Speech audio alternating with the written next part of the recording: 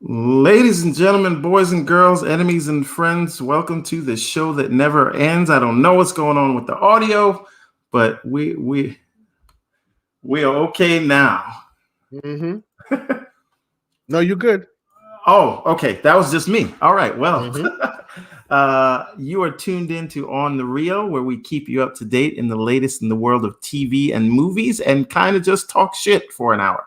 So, I'm your host, Everborn Saga, and joining me today is my brother from another mother, Mr. K. Asante. How are you It's today, Everborn sir? Saga. I am good, sir. How are you this evening? I'm all right. We should have one more guest joining us, which would be my brother from the same mother. I think he's running late. The man has 3 kids, so I'm sure some shit went down. But as we usually start out, Mm. sir, what's been going on with you this week? Oh, between the well, we are people that wear many hats. So between the gamer Christmas that came and went, that we're still kind of regurgitating from that. And I watched a bunch of stuff. It's been a busy week. I guess I'll start with the stuff I've been watching. I finished watching the first part of Batman: The Long Halloween. Have you heard of? Yes. I'm very Have you familiar. seen this? I have not seen it yet. I've seen the trailer. I know of it, but I have not watched it yet. The mistake I made was watching it because it's only part one, and I want to watch the whole thing in one setting. Oh, mm. And man, it sucks that there's only part one. It is so good. They did Man, this it's with good. they did this with the Dark Knight Returns Oh, it's good. It's when so they good. adapted that. Okay. Like it's better than it has any right to be. It's so good. It's very good.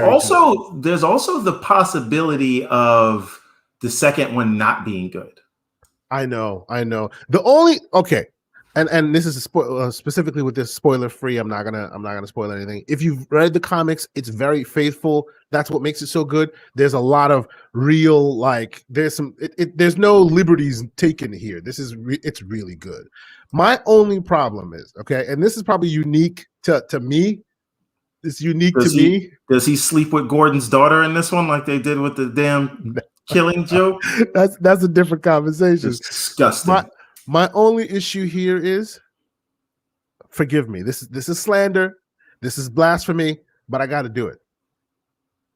Troy Baker, come on, man. Troy Baker. It's like he, and it's not to say that he didn't phone. He's phoning it in, but if you are me, or Listen, if you are like let me me, stop. and Let me stop you right there. mm, Kevin Conroy mm-hmm, and Mark Hamill are the mm-hmm. only Batman and Yes, Jokers that I want to hear. yes, and you know what? When he does his own thing, he does it well. Troy Baker, seemingly is trying really hard to pull off a Joker from Mark Hamill, and if You you've heard can't enough, do that with remember the back, Joker. You have to make the Joker your own. and specifically this person trying it. Remember back in the day when everything was the Nolan verse? Mm-hmm. Everything was Nolan was voicing everything. That Destiny is what seems to have calmed him down. Before then, Uncharted, Nolan North, Nolan was everywhere, to the point where the minute you turn it on, there's Nolan again. That's what it feels like listening to this. It's like there goes Troy Baker trying to Troy Baker again. It took me out of the. Besides that, his acting is great, as it always is. Everything. I mean, you need to see this. This is like it kicks butt. It's really good. As DC does, they don't mess around with their cartoon, their animated features, and this is another like stellar inclusion. So yeah, I watched that a couple days ago, and I really loved it, and I totally want to like I'm hoping the second one comes out soon, because it's annoying that they break it up into is 2 parts. not going to come out anytime soon. I promise you. Shut up, man! You're gonna dash my dreams. I'll see you next year. Okay, that's terrible. All right. And too bad your brother's not here. Justice Society World War II. He recommended that. Okay, how was it? I watched that. It's pretty good. It got some parts that I'm not saying it's bad. Like the writing, it's almost like it loses its complex in certain spots, and when it is, because of that, certain places where they're very shallow, it becomes apparent. because You they're know, you the know, it's juxtaposition is really clear. a pet peeve of mine. Mhm. People think that that you can translate animation to live action one to one.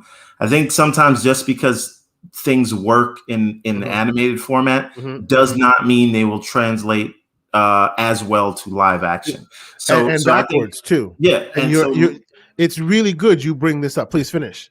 because you can a lot of people say just take beat for beat what they do in the animated stuff that DC Mhm. does, but it doesn't work like that. Yeah.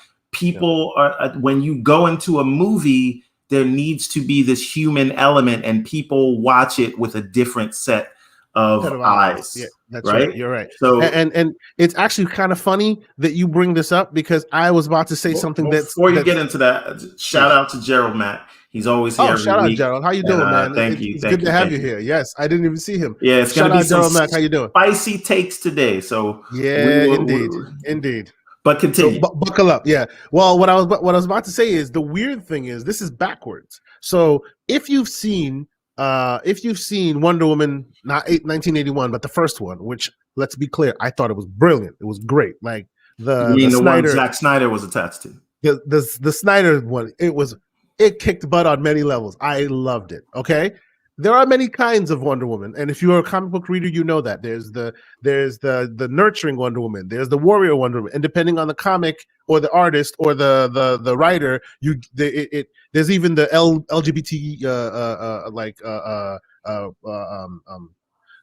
spokesperson. Like there's different Yeah, sides to that character. there's the Kingdom Come where she had a kid with Superman. Exactly, Then exactly, there's exactly. Yes. where she's dating Batman. So Yes.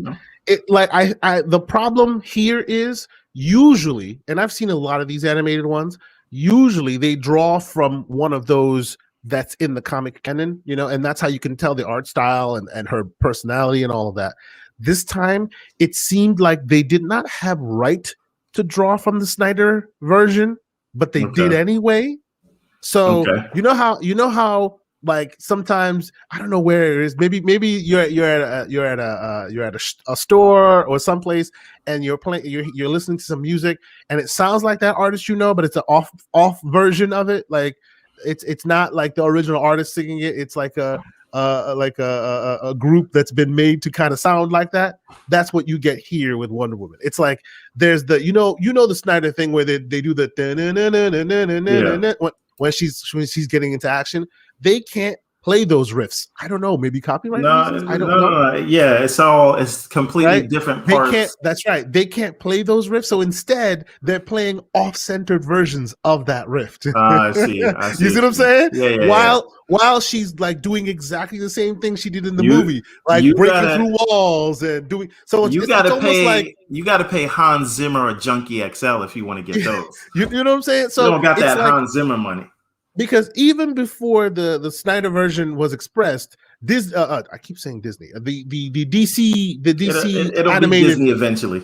I know, right? Oh God, I hope not. The DC animated production house has been kicking butt when it comes to like defining them and making them powerful and look good. So they could have drawn from anywhere. It's almost like because Snyder did that and it became popular, they must draw from that, and they didn't do a good job of it. That's the only part that was the little. Right. Why did you do that? It's a little remind people of what you're talking about who are just coming in. Because so yes, I almost forgot what we were just talking about. So basically, the version of Wonder Woman that is in Justice League Justice Society World War II is basically an off version of. Now, when did this movie come out? Actually, it came out this year, last year, 2001. Well, no, this year, 2021. This year. Okay, so and it actually got pretty good ratings. 81% Rotten Tomatoes, 71% on IMDb. Pretty good. No, I'm definitely gonna check out the Long Halloween, and I'm gonna not look forward to the next part for the next year. Maybe we'll get Starfield first. But anyway, the thing is, so I have been watching 3 movies.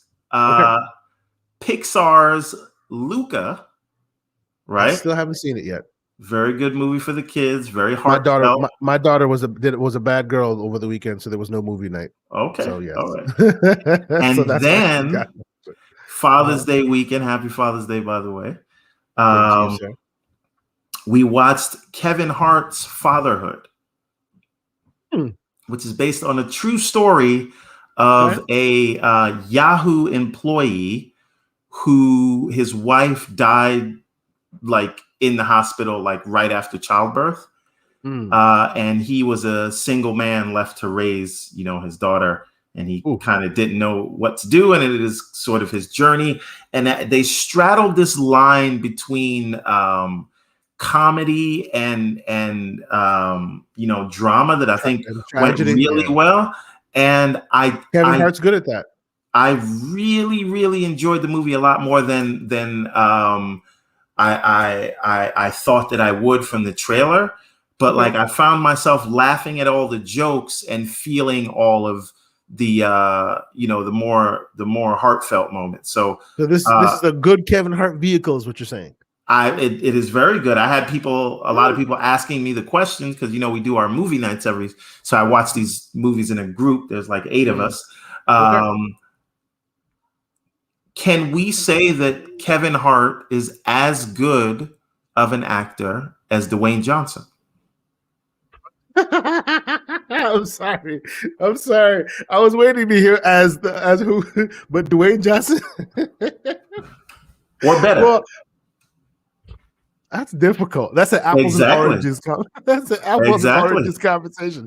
Even though they're both black men, they're both men of color who are actors in Hollywood. Somehow comparing him to him is an apples and oranges conversation. I mean, if somehow I don't know the size of them. Yes, it is apples and oranges. Even the size. Speaking of acting, did you hear that the reason for the Vin Diesel and yes. God! And Dwayne Johnson beef is because Vin Diesel wanted The Rock to step up his acting game. Vin Diesel, in the Fast and Furious movies, wanted The Rock to step up his acting game. Think about that for a minute. Yeah. See, that's when that means somebody needs to get you out of the fumigation chamber. You've been smoking it too long. You've been smelling your own farts for too long. Your own farts for just too damn long. And he's just lucky that he fell into this ridiculous franchise that just keeps. It's so bad that it's good that just keeps on giving. And every other franchise he's in failed. True, and I hear that the latest one kind of jumped the shark to the point where it's too bad that it's not even good. We don't even know. It's in the uncanny valley of bad. Yeah. All the others have been really bad, but they've been good. So, he's getting higher and higher and higher. And then they hire him for the Disney movie, and all he has to say is, I am Groot, and makes a whole bunch of money. And he takes credit for that. You know what I'm saying? What's happening? Supposedly he was on stilts for most of that other movie so that he could get out of here. So you build him up so that he can then step to another actor and go, I think you need to step your game up. It's too much. It's too much. That is too much. I could just imagine The Rock looking at him like, Negro, who do you... Anyway. Seriously. All right, so you were the biggest man in the room until you met me. What you talking about, my friend? Get out of here. and the last thing that I watched was In the Heights. What? Holy... Yeah. Excuse me? I watched In the Heights and who drugged you and locked you up, yoked you up, and made you. So who did I pay? Who should I send the check to? So how I told you my lady, she is from the Dominican Republic, born and raised. Is she to be thanked for this? She saw the trailer and said, absolutely not. This looks terrible. I remember that. I remember you saying that. And I was like, yes, because I didn't want to have to pretend like I liked it. Right? Put that last comment up real quick. We can discuss that real quick. I don't know that it was whitewashed. It's not whitewashed. The actual controversy is that in that community, and obviously Can I say it? Can I say it? Go ahead. The person that they had playing the Dominican was a Puerto Rican, I think so. And I think the person that was supposed to be Puerto Rican, they looked kind of Dominican, according to my lady. So it was all just mixed and thrown around. Well, that is the problem of of Black Panther, and that's not what the controversy is. That's the problem I had with The controversy is that's the problem my lady had. She's like, they're trying to represent Dominican. they're trying to represent the Latinx diaspora. Okay, very few people my skin and your skin in among those ranks. They actually darkened one character for the movie. Okay. Yeah, They yeah, darkened yeah. one character for the movie because in the Broadway play, which let me tell you, from 1 to 10, I thought it was a 12. Like I loved it. It was amazing, right? In the play on Broadway, no dark-skinned Latin folks. And of course, this is Lin-Manuel Miranda, Mr. Represent. So he had to take it on the eye because it's true. They barely added 1 or 2 characters in there who are of our skin tone. And that was a righteous criticism. So that was that. Yeah. No. Absolutely. That was absolutely there. Yeah. But that goes on, and I don't want to speak for that community, but I'm just Yes. looking with my eyes. Yes. Like that is a problem in their community in general. It almost felt like they had the black guy in there was kind of like the token black guy who wasn't even Latin. He was just a black guy, apparently the only one that lived in the community. So as was correctly pointed out, it was light brown washed, indeed. Yes. Right. Yes. So, and it would have actually even been worse had they not brought that character who came from college. She was also originally not supposed to be that dark. They actually changed her to make her a little darker, So they recognized there was a problem there. They just didn't go far enough to fix it. And if you'll notice, right, like the people with the if they had dark-skinned people there that were Latin, the people they didn't have speaking roles. Like they were there in just backgrounds. Yes. Yeah. So, but as far as misrepresenting where they specifically came from, that's what Hollywood does. Let me not get started on Black Panther. Every time they spoke, I'm like, shut up, shut. Forrest Whitaker. I wanted to throw a tomato on the screen when Forrest Whitaker would speak. When Ghost Dog came out. Oh my God. When The Last King of Scotland came out, you didn't want to see dude was just annoying me. All right. Black Panther. Get out of here and that was a specific, and I can tell you where that accent is from as well. That is South African accent. What he did there, which is like an offshoot of Dutch. So every time it did it, it caught my ear, and I'm like, "What are you doing, player? You're in Wakanda, not South Africa. What's wrong with you?" Anyway, what's going on, man? How you doing? Oh, that's for you, Mr. LeVar. Johnson? What's happening? I'm late to the show. Yes. What's going on, Mr. Johnson? Yeah. What's good? And are you wearing green? It's not even green; it's yellow, but it's picking up as green. Okay. That's gonna make some good effects today. It's gonna be good. Why not?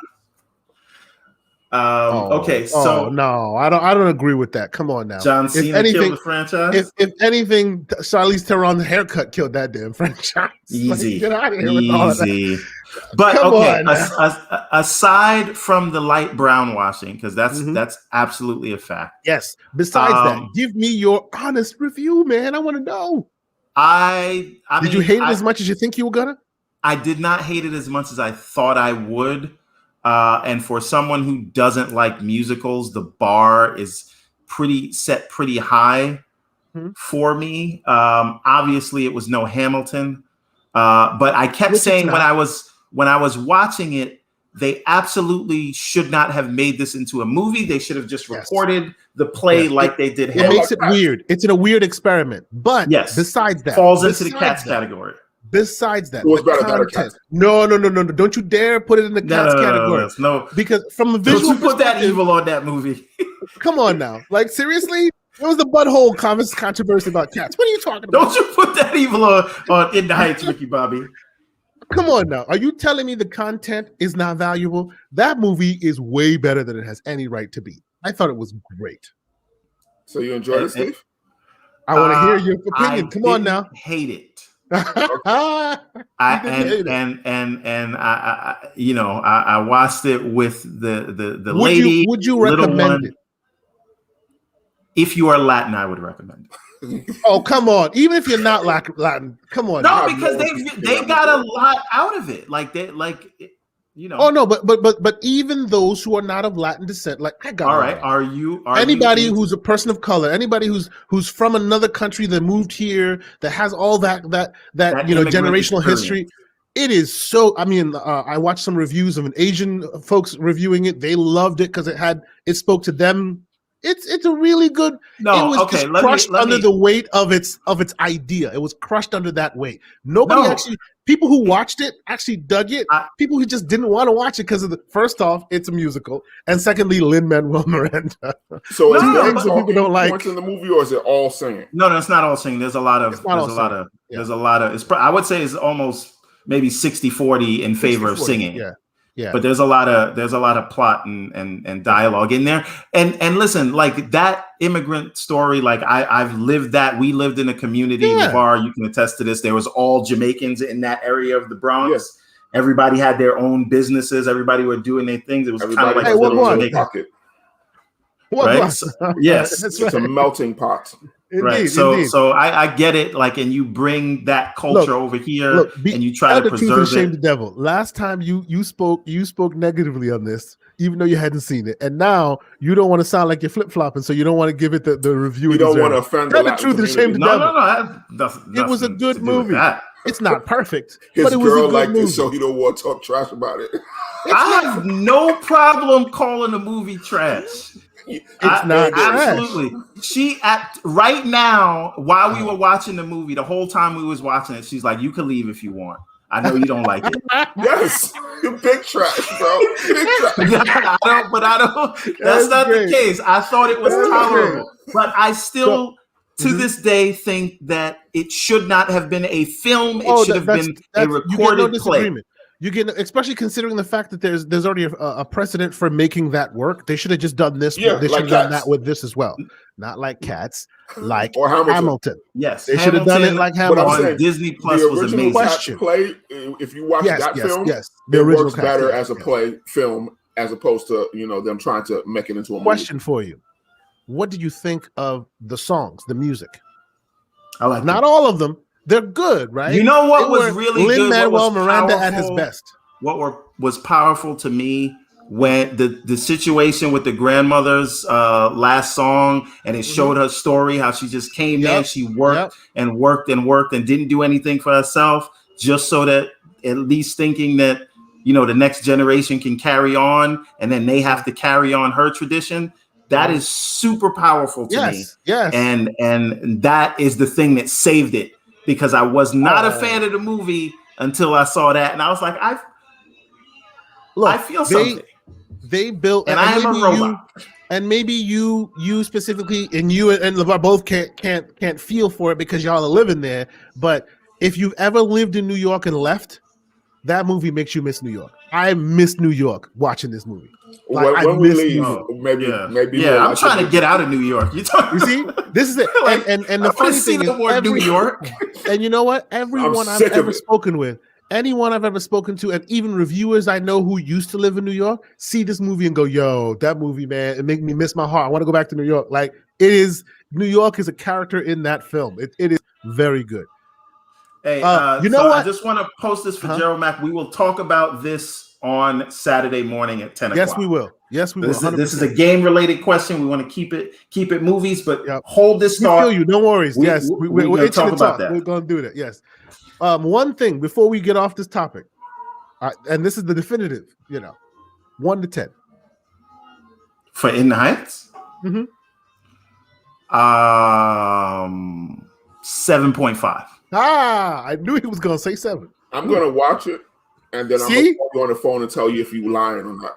No, but you see, like, based on his slanderous reactions from last time, you'd think he'd say a 4 or a 5. I'm like 7.5 at least. Come on. Now, it wasn't even whack. It wasn't whack. No. Now, the missus watched it, who went into it not thinking she was going to like it because she doesn't like the lead. She would say it was a 9.5 out of 10. I knew she would. She was like, "This is my culture." And my wife was like the whole time, like I knew it. And I was like, really? Like, because you can see all of the things happening, but I'm like, you know what? I expect it's not about you. This is not the DC. It's not about the Marvel universe. No. Listen, I expect this of you because you like telenovelas. Oh, so come on, that's slanderous. all that drama. But anyway, what you're basically saying you expect it from her because her tastes aren't that good. That's slanderous. Come on now. I didn't say. I just all I said was telenovelas. There's a lot of good telenovelas out there for the people who like those. I just happen to not be one of those people. I was about to say says you, but okay. Watching novelas with abuela, constantly All talking right. about cheddar.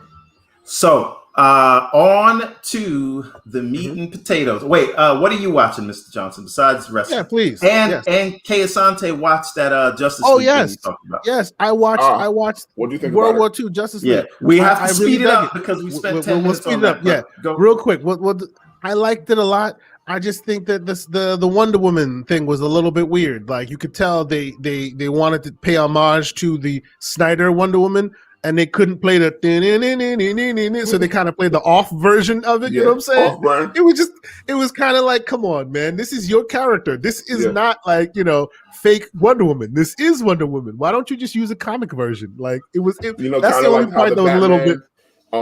Animated series used to use the Batman theme from the movie. Well, but at least they could use it. If you're gonna use it, use it. These dudes, it's almost like they weren't allowed to use it. So instead of using the notes A, D, and E, they use F and G. The off version. You know when you're trying to listen to that Usher track, but it's not Usher. It's that dude who sounds. Yeah, that's what it was, and it kept taking me out. That was the only thing that took me out of it. But besides that, full endorsement. I thought it was great. And since you like that, I will recap real quick. I won't even give you a review. I will say you should watch the Batman, The Long Halloween Part 1. Yes, I've been looking for it. Trying to get that free one because you can't rent it. I don't want to pay the $20. I'm Mr. Free 99 over here. Don't worry about it. No, but I rented the other movie. You know what I'm saying? But it's just like they don't have a $5 rent link. I don't want to pay $20 for it to watch it once. $20? Nah, I'm not doing that. I'll jump in at the $4.99. That's a bridge too far. Easy. This is not Black Widow. Okay. But yes, you should watch it. It's really good. What am I watching besides that? Glad you enjoyed it. Young Rock. Tell me about that. I saw an interview where they were showing some clips. I was like, yo, I need to see this. This is good. Yo. How do you think Rock of it? 2034. Yeah, he should run for president. I saw some of the ads. Yeah, basically the whole premise of the show is his campaign run for presidency, and every episode he talks about lessons he's learned, life lessons he's learned throughout his childhood, and you see this whole colorful cast of characters. Isn't it literally everybody hates Chris but The Rock? Yeah, basically, kind of, and he's running for president. Only his life story, except for Chris Rock. You never really saw him in his own show. Yes, in this one, he's kind of like recounting his old life story, and then they'll show him. There's 3 different versions. There's like him in college, him in high school, and him as a 10-year-old, and it bounces all around with time. It's not like linear stories. Is it worth watching? It's worth watching. It was entertaining to me. It was entertaining enough that I binge watched it till 4:00 in the morning and watched every episode. Nice. Okay. I'm definitely watching it. I was up until The Rock is entertaining. He's always been. Oh yeah, I've always liked The Rock. The Rock is great. I've always liked The Rock. Yeah. I was up till. No, I was saying I was up till 2:30 this morning, finishing Ratchet and Clank. So. Okay. So you finished it? Yes, it is done. We'll talk about it Saturday. Now you can have a full-throated discussion about how it should have been on PS4. That's a different conversation. Watch your mouth. Continue. But check out Young Rock if you've got the time. Yeah, I'm definitely gonna watch it. It looked interesting when I saw the interview. It's only 20-something minutes per episode. Easy watch. Cool. All right, so now let us get on to the meat and potatoes. Loki, episode 3, where we found out that canonically in the MCU, Loki likes the boys and the girls, but it doesn't mean anything. Plays for both teams, but is that surprising? Because Loki always came off like he had a little sugar in his tank, his whole mannerisms. And plus he's like, with the horns and like hedonistic, like he into that type of thing. Let's be clear. He always came off that way. If you pay attention to Norse mythology, I'll kick this off and then mythology? you guys. Norse mythology. Loki at one point, like this is just in the mythos of not Marvel, but Loki, the mythical character, yes. Yes. He turned it himself into a horse and had sex with I don't know who and gave birth to horse children. That's what in his Loki's based off shapeshifting. of. In the comics? Hence the No, no. Actual In Loki. actual, whatever. well, not really. Not Actual, yeah. but That in the actual Norse mythology, he did that, and yeah. So, But but also the comic books, he always has been gender neutral in the comic books. He's I been also fluid in heard the comic. something about him giving Odin a horse that had however many legs, like 8 legs or something like that. So maybe that's where that horse came from. probably. Now, so the thing is, why it became a big deal is because the director tweeted right after the show aired that Kate Herron, I think her name is, or that she is bisexual, and it was very important for her to put that in the MCU canon. That Loki wasn't well. It's who he is. So because she used that wording, people kind of got their panties in a bunch. So this is my thing. He's the right? god of mischief. I didn't hear that part. It's I didn't hear not that part. surprising Got to me. their panties in a bunch. Like people are upset. A lot of people are upset. Did you read any of these comments? Did you read her? I read her post. Right, and I read a couple comments, and then I moved on with my day. And the posts that I read weren't anything because they were like, "Oh yeah, it was no big deal." I read the comments under the IGN because you know how they like the sensational headlines, right? Well, who reads IGN? No, I'm just talking about IGN on Twitter that quoted her. No, but think about it. Who reads IGN? Think of the people who warriors, read IGN. Yes. So are you blaming this on PlayStation fans? Stop it. No, stop. I'm blaming it on adolescent boy men who probably are uncomfortable with that idea. I think that which is also weird because they're also comic book readers who should know that but they're not really fluid. They're not really comic book readers. A lot of people go to Comics Explained and pretend they read comics. But I think, for the new stuff, but you do go to Comics Explained. Yeah, I go to Comics Explained for Marvel. I only read indie. You can see, all you get called out, man. When you point a finger, 3 of them are pointing right back at you. Then. That's cool, but I tell you what, notes, bro. I tell you what, you can't tell me nothing about. You can't tell me nothing about the Hulk or Spider-Man because those are the ones I read coming up, and I know those stories. You ain't read those since like '95, bro. True. But then again, that's still canon. Like to this when day, he was married, you remember the Clone Saga with Spider-Man, where you was reading him for a whole year and it wasn't even him. It wasn't him. That's right. At the end of it all, they went, "Oops, never mind." This is why I don't. And it's killed all of that. I don't align with kid Spider-Man because my Spider-Man was 30, married to hot actress Mary Jane. Well, it's all about the go get him, Tiger. It's about the writer and the run he wanted to be on. Hey, LeVar, go on mute when you're not talking because those goddamn neighbors. I know, right? It's crazy. Damn. It's like that all the time over there. You don't understand. Always. For real. Wow. Okay then. They don't have jobs. Okay. They partying. What's up? All that. He's like across the street from In the Heights. It's going to get worse. It's going to be like 10 times louder than that. Like this is the last week of school. No, this is what I said. My God. It's literally like In the Heights across the street. It's in the Heights across. You need to watch that movie, man. You're gonna be like, yo, this is like my neighborhood. What's going on? But my point is, like I think that a lot of people, I do think there are certain agendas, so to speak, but a lot of people I think overuse that and they see agendas where there isn't one. Right? It's not like and even in the conversation, they didn't make a big deal out of it. Like Loki has been alive for 1,500 years, probably, because that's how old Thor is. And he's the god of mischief, and he does all this stuff. You saw how stuff was back then. And I know this is not Roman mythology, but like, look how they were. Right? Yeah. You think the Norse mythology is not like that?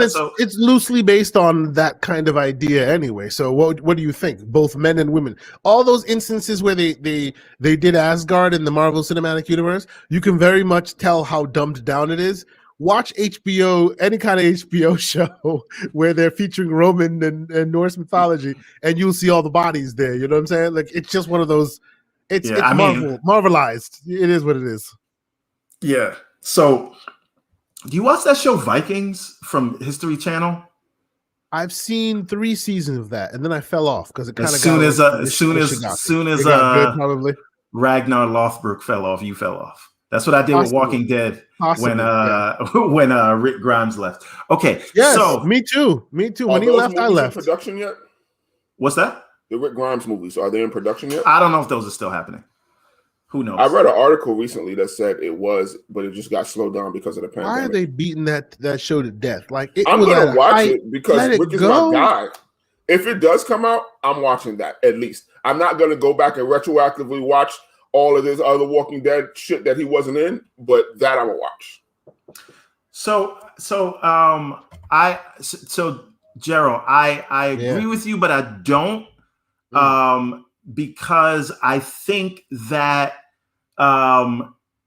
it all depends on how it's done. If they're kind of throwing something in your face like watch this because of this, then sure, I'm with you, and we've seen that in a lot of marketing things.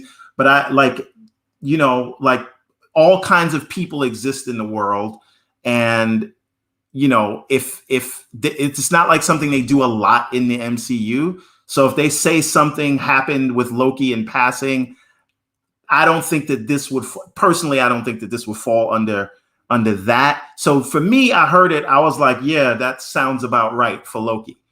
Right. And even there's even now, if they say Steve Rogers, right, then I'm going to be like, hold, stop. So, okay. You know what I'm saying? Slow down. Look, the reason why I think this is weird is because for a long time now, everyone gets up in arms whenever they race bend anybody, right? And then one side goes, oh, you guys are racist. The other side goes, no, why don't you stay faithful to the source material? And that's where they both sit all the time, even though the mushy middle is something different, right? In this case, they're staying true to the source material. Who's got a problem with that? If you have a problem with that, you've had a problem with Loki since day one. He's always been this way. You just didn't know, or they didn't come out and say it. I hear you. We're in that time where everybody's all sensitive about it, but look it up. This is canon. Like it's not even worth the problem. His mannerisms, the whole way that he talks, he has a whole sweetness about him. But my point is you could tell. No. My point is, even back when no one knew or cared, it was canon. It's always been. So it's not a thing of the Justice Warriors are now ruining characters. No, it's canon. It always has been. This is not one of those. Matter? No, because that's what they say. That is the big argument that folks stand up. It doesn't matter if a character is gay, straight, whatever they are. It doesn't. They're not having sex on camera. Nobody's sex matters. What's important is this. Look, the reason why it is important is because, for us, when we say representation matters, and it's good to see somebody that looks like us on screen. Yes, it is, because for a long time we don't see somebody like us on screen. It's demoralizing a little bit. I can see, even though I hear where you're coming from, I can see where the folks of LGBTQ communities can have that same sense, because yes, you can't tell by just looking at a person, but that sense that you are never represented on screen, like ever, is a thing. And of course, this is Disney we're talking about. When you business are of making money, when you are represented, you're represented in this stereotypical. In a correct, you should be represented correctly in the most banal, let's just keep it moving kind of way possible, rather than bing, bing, bing. Look, hey, here, and Disney trying to make money. And see, that's my point, right? There are some times where you see these things happening, and that's clearly what it is, because that's all they're right. So we can look at, and I know this comes from the Ultimates universe, but Nick Fury wasn't always a black guy, right? Yes. They made that character in the Ultimates universe based off Nick Fury. But what I'm saying is, in the MCU, there's never a big deal made of his race. He just is, and that's it. You know why? And Black Widow doesn't make a big deal about being a woman. She just is, and specifically that's it. Nick Fury, you know why that is? It's because all that hell happened during the comic book phase. And as soon as they were done with that hell, because I remember when they switched him from, you know, your blonde hair, blue eyed with the side gray and the top brown. Yeah, the Hasselhoff. And it was Hasselhoff. It was originally based on Hasselhoff.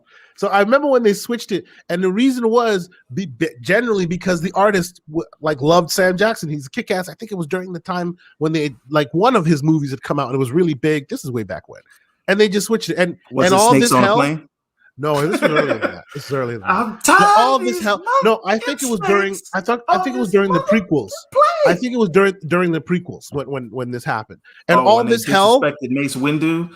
Exactly. And shot him out the window. Yes, that's what happened. When they disrespected Mace Windu and the whole thing of, oh, will he come back? Then that artist drew Nick Fury as Sam Jackson. And he did it without Sam Jackson's permission. So initially, the whole thing happened. And of course, that time wasn't the time of Facebook and all of that. So it didn't blow up as you would potentially. We're going to talk about how Star Wars treated the only black Jedi. And when Finn was supposed to be a black Jedi, that your boy Ryan Johnson just ignored all of that. We'll talk about Star Wars later, but it's fine. It's fine. Go ahead, LeVar. That's your man. That's my man. Your man. That Disney and Marvel are pandering to the LGBTQ community because it's Pride Month with that whole Loki thing? I don't think specifically because it's Pride Month, because timing it that well is not a luxury they can afford during COVID. I think it just kind of lined up well for them that way, but they're definitely pandering towards it. I mean, they could have shot that I don't scene think so. I don't think recently. so. That's don't know how long ago they shot that little one scene where he just said that one line. That could have been. But that's not what the whole show is about. Like Black Panther. I know it's not, but I'm just saying celebrating that's a way to get headlines during Pride Month. I think it could have been passing and thrown away. I'm the conspiracy theorist, you know. Well, sure, but you know what? Honestly, your brother has a point, because how is it that during Pride Month, both the director and the character are proven are expressed to be this? I'm not saying it's bad. I'm saying it's good. I'm not saying it's bad at all, but I'm just saying. Well, all I'm saying, the question you're specifically asking, if I understand it correctly, you're basically asking, did Disney logistically work that magic so that they could use it as headlines? And I don't think that was a coincidence. Even beyond all of that. Come on, both of them? No. I think an LGBTQ actor, a character that then happens to be directed by a director who then comes out full-throated for it during the time when they're all come on. Yeah, I don't know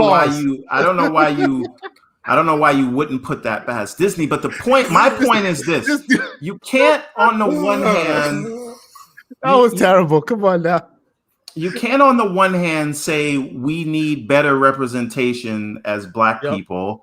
And then on the other hand, when you see representation of another group, say that like it's an agenda, right? Whoa. I didn't say it was an agenda. I do say we need Black representation for Black people, but I also say when they do it incorrectly, it's also pandering. Black Panther was so pandering. All right, watch your mouth. Watch your mouth. There was so many cringy, Black Panther slander on this show, sir. You keep it to yourself. I say while wearing my Black Panther shirt. Look, I appreciate the Dora Milaje to your door, and they will mess you up like they did U.S. Agent. That's all I'm saying.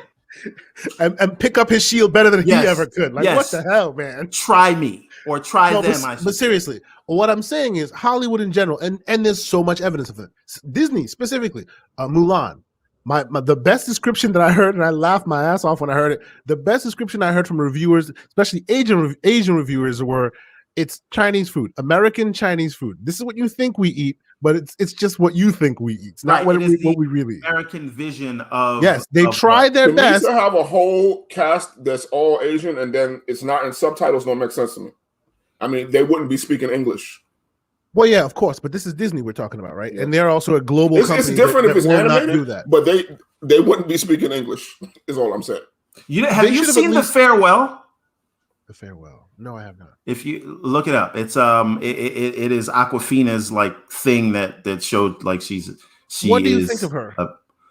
Watch The Farewell before you ask me that question. I'm not going to answer until you watch The Farewell. Okay, well, I will tell you what I think of her before I see it, so that when I see it and my mind is changed, then I'll come and say that as well. Right now, I think she's great at one thing, and she keeps doing that one thing in multiple. Yeah, movies. you should watch The Farewell. That's all I'm saying. Since we happen to be talking because about even Raya the Last Dragon, she played the same character as a dragon. Again, The same character. Again, watch The Farewell.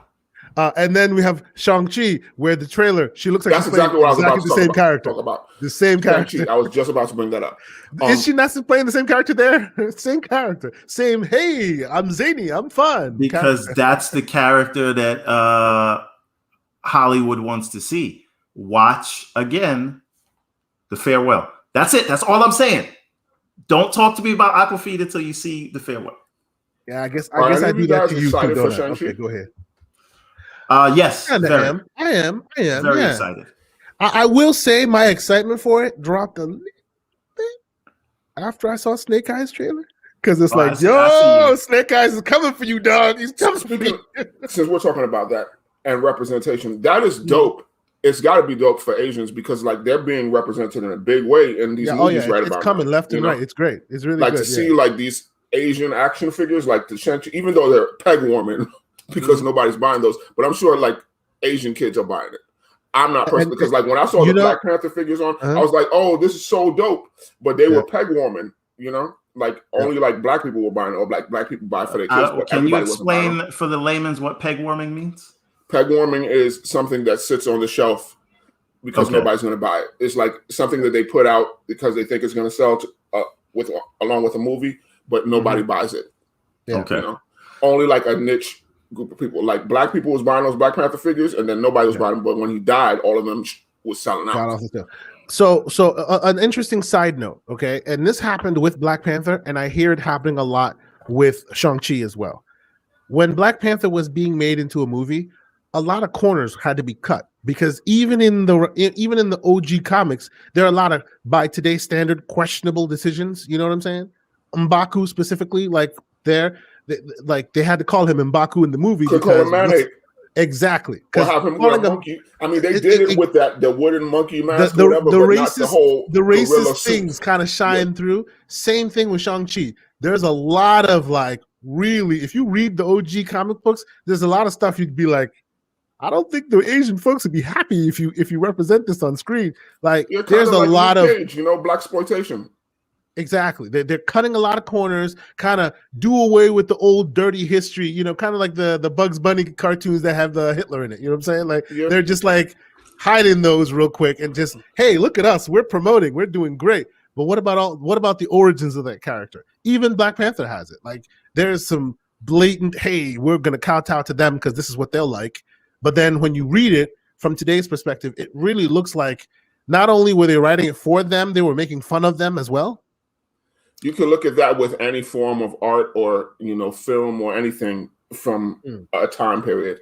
Because by today's standards, a lot of stuff would be offensive today. You would not get away with like stuff like Good Times or the Jeffersons or, All in the Family, Archie Bunker. You wouldn't get away with none of that shit today. True. Yeah. And were acceptable at the time. And I love those shows. This is the problem. I think when we try to apply today's standards. Gerald's last comment was real cool, by the way. Gerald's last comment. Yeah. Mm-hmm. Please continue. All right. So, let's read the comment.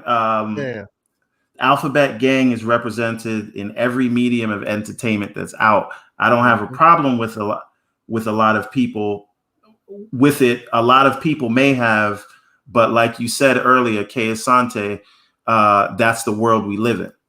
I mean, gay people have been represented in everything my entire life. Even when you watch Looney Tunes cartoons with Bugs Bunny cross-dressing and whatnot, or even shows like where Tom Hanks started out, where he started out cross-dressing with his roommate. That's where it started out. But they always did that in kind of like even Jack Tripper was implied to be gay, even though he wasn't. But there's always been some type of gay representation on TV my whole life. But not good representation, though. It's always been poking fun kind of representation. Kind of bad. Are they poking fun at everyone, though? So why can't you poke fun at gay people?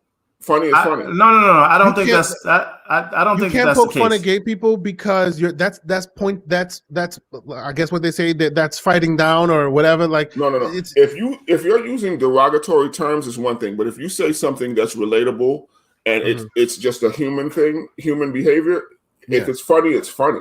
Sure, You understand? It's just like everybody I has agree something with you. that's a stereotype I about agree them, with you. and a funny joke is a funny joke. Sure, I agree with you. The only thing that I will take, like, I'll push back on, and I get where they're coming from sometimes, is a funny joke is a funny joke, but it's a very thin line. You know how Dave Chappelle at some point himself decided to pump the brakes because it was a thin line between I'm having biting critique versus I'm helping their job. You know what I'm saying? Like he saw the line and it went a little too far and he had to pump the brakes. That's what happens here sometimes. It's like, yeah, we're making this joke. It's just funny, but for those who feel marginalized all the time, it feels like it's funny at their expense. And that needs to be calibrated very well. And not too many people do that. Yeah. I mean, Dave Chappelle does it well.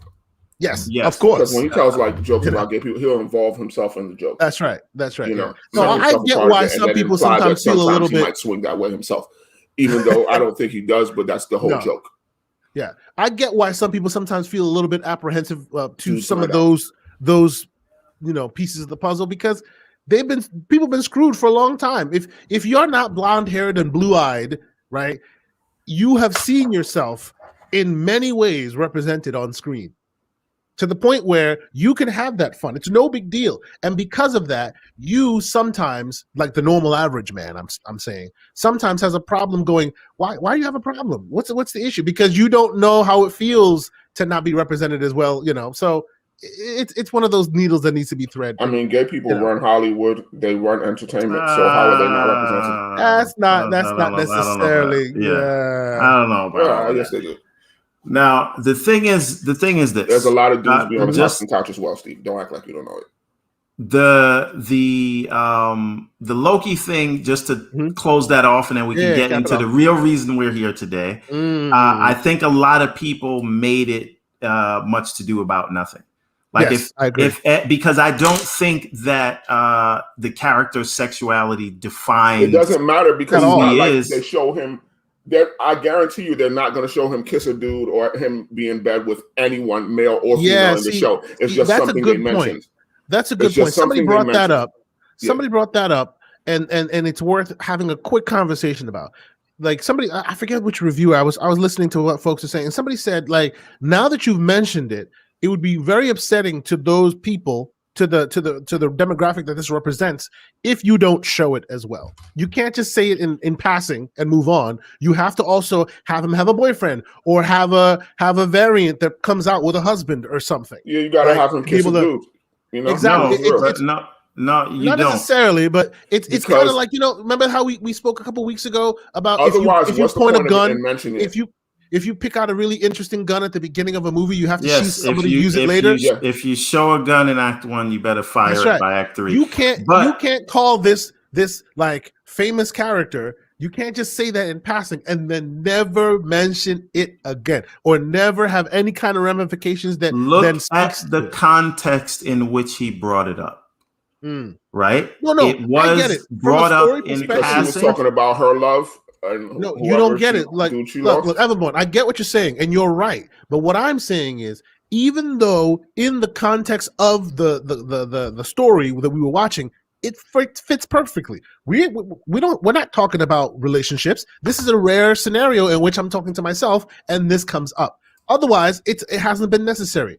I get you, but what I'm saying to you is, the people that keep these wheels turning, the people that Feige is trying to appease, the internet crazies, that's a different conversation. The minute you bring this up, if it just it passes on and they're back to their normal Marvel stuff, this is gonna be a thing that's gonna be wrapping the back of their heads for a long time until they resolve it. The minute you say it, you must show it. And if they don't, people gonna be on their butt about it. So, but what should they show?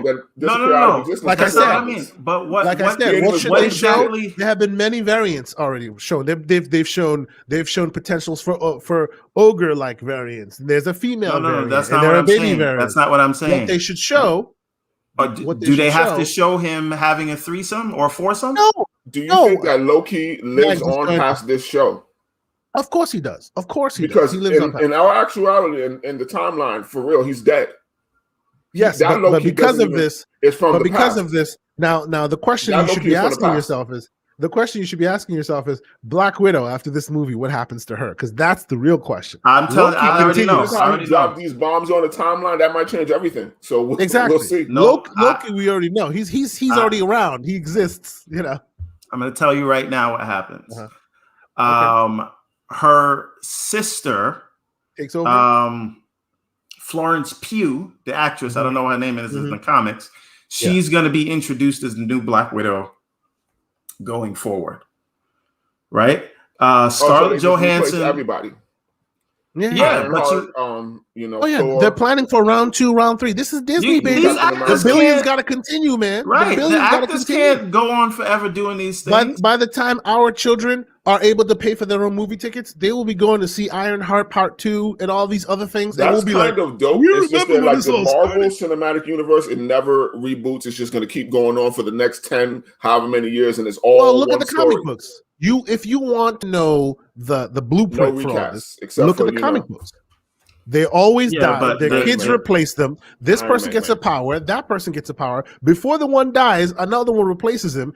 As soon as, there's always a second coming, and of course, specifically with let's see, Captain America, for instance, you got Anthony Mackie. That man is not necessarily the youngest out there. Not to say he's old. Black don't crack.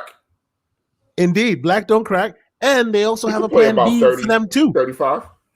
They have a plan B for him already available as well. There's so many second layers. There's the young Avengers already. They've already seeded that ground. And you have the young Avengers for 10 years, and then they become the old Avengers. And they become old Avengers, and they get replaced again.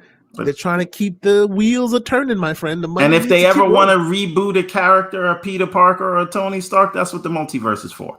Exactly. And that's what I was going to explain to you, Everborn. Everything is canon. The solution for their whole, hey, the LGBT folks need to see this represented would be it could be a scene, a passing little glimpse of another version of Loki with a family living happily ever after. Or they could bring out Quasar. They could do. Now you're muddying the waters off. I'm just saying. Was Quasar gay though? He was. Yeah. Are you sure? Muddying the waters, man. Google it. Yes, he was. Okay, so moving on to what I really want to talk about today. And Mag, I don't know if you're still listening, but if you are, we are moving on from Loki and going into why The Matrix Reloaded was the best film in the trilogy. Now, if you all will allow me, I am going to go on a bit of a diatribe. So can before you answer the question, before you go on your diatribe, I would like to ask you just a quick, why The Matrix was the best film in the trilogy? Best film by what metric? Because best according film to Steven's opinion, that's the metric. That's the only one that matters. No, but hold on. I mean, is it by viewership? Is it by monetarily? What is your judgment of it? That's it. I can go on all of those categories, right? Okay, so continue. It is The Matrix that made the most money in the franchise, but that's not what I'm really here for. Yeah, that's neither here. It is also The Matrix Part 2, Reloaded. Part 2. Okay, because you just said The Matrix. You didn't say Reloaded. No, I said it is The Matrix that made the most money in the franchise because they're all The Matrix something. All right, so it made them. So it is monetarily the best one. Yeah, I'm not arguing with you. I just want to know what your statement is. I'm going through The Matrix. It had the best action and special effects of the entire series. Facts. Continue. Right, and I think that it is the one that makes you think the most. And that's why I am giving it that rating. Okay. So now you cannot talk about why this is the case without first talking about the original, right? So let's just set ourselves in the time, because everything with film is timing, right? And this came out, the original Matrix, 1999, came out at a time where everyone was just getting online. And this idea of having an avatar that wasn't that wasn't really you, right? So we're talking about things like I don't know if The Sims was out back then, but you could go online, Right. Second Life, and then you could go on AIM. Remember that used to be the place to, do crazy stuff. ASL, right? Yep. So you mean AOL? No. Sex location. Yes. I know the terms. Right. Indeed. Right. Remember GeoCities? But anyway. Oh man, I had a GeoCities account. Oh man, those were dark days, bro. Right, yes, Indeed, yes, they were very dark days. So, but the point is, it came out at that time where America and the rest of the world were getting online, and so this idea of kids coming up, teenagers at the time, looking at that movie, and it is sort of kind of telling them like, you can go online in the internet and you can learn anything, you can do anything, you can be someone else, right? All of that was just like sort of ingrained into the fabric of America and the world at that time. So it resonated with a lot of people that I think were around my age, which was I can attest, which is like 17, 18, whatever at that time. That is right? true, yes. And that idea of having an avatar, someone that in the regular world, people look at you as this normal thing, but online you're somebody else. You're smart, you know things, right? So that comes out, and it kind of tells you that what if all of this is fake, right? And it is all fake. And it's not just like, forget about whether we're living in a simulation or not, right? Because that's one level of it. But the other level of it is consumerism and capitalism and all of those things, like society and peer pressure. All those things create this false reality that we live in, that we have to try to conform to, right? And we're told we're supposed to get a desk job and sit there and punch away at a keyboard for the rest of our lives and be a cog in the machine.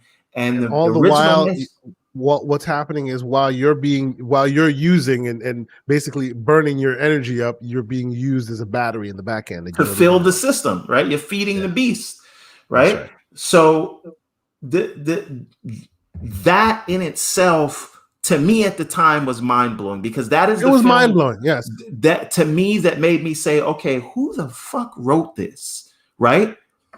That's when I started investigating the Wachowskis. Yes. Right. No, I just started it, other than Spielberg, right? I always knew of him. Yes. But this is the first time I paid attention to screenwriters and directors and how to film things. Because when they did that bullet time thing, you had never really seen that before. Well, right? You're combining things. That's different.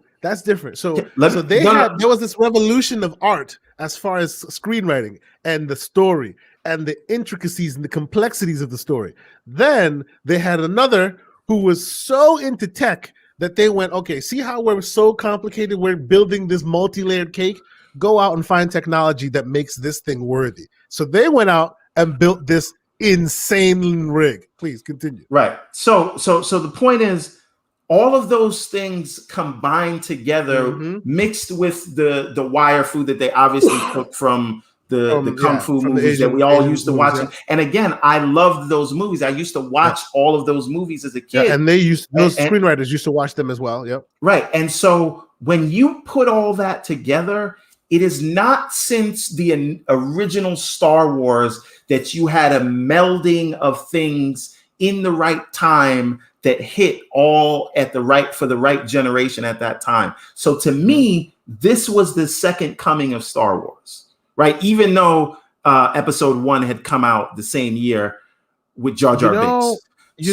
Honestly, I think you this is a hot take from me. I think you insult the Matrix by comparing it to Star Wars. No, Star Wars is big trash, bro. Because Star Wars is fun. Star Wars is the most overrated shit of all Star time. Wars is fun. I'm not talking about Star Wars today. When I was a kid, when I was like 5. No, even OG Star Wars is great and fun. But look, I have so real quick, okay. Don't take me off my diatribe. No, I'm not taking you off your diatribe. I have a box set here that has like scholars from all around the world sitting down and discussing the theories in the Matrix. And that documentary lasts longer than the actual Matrix movie itself.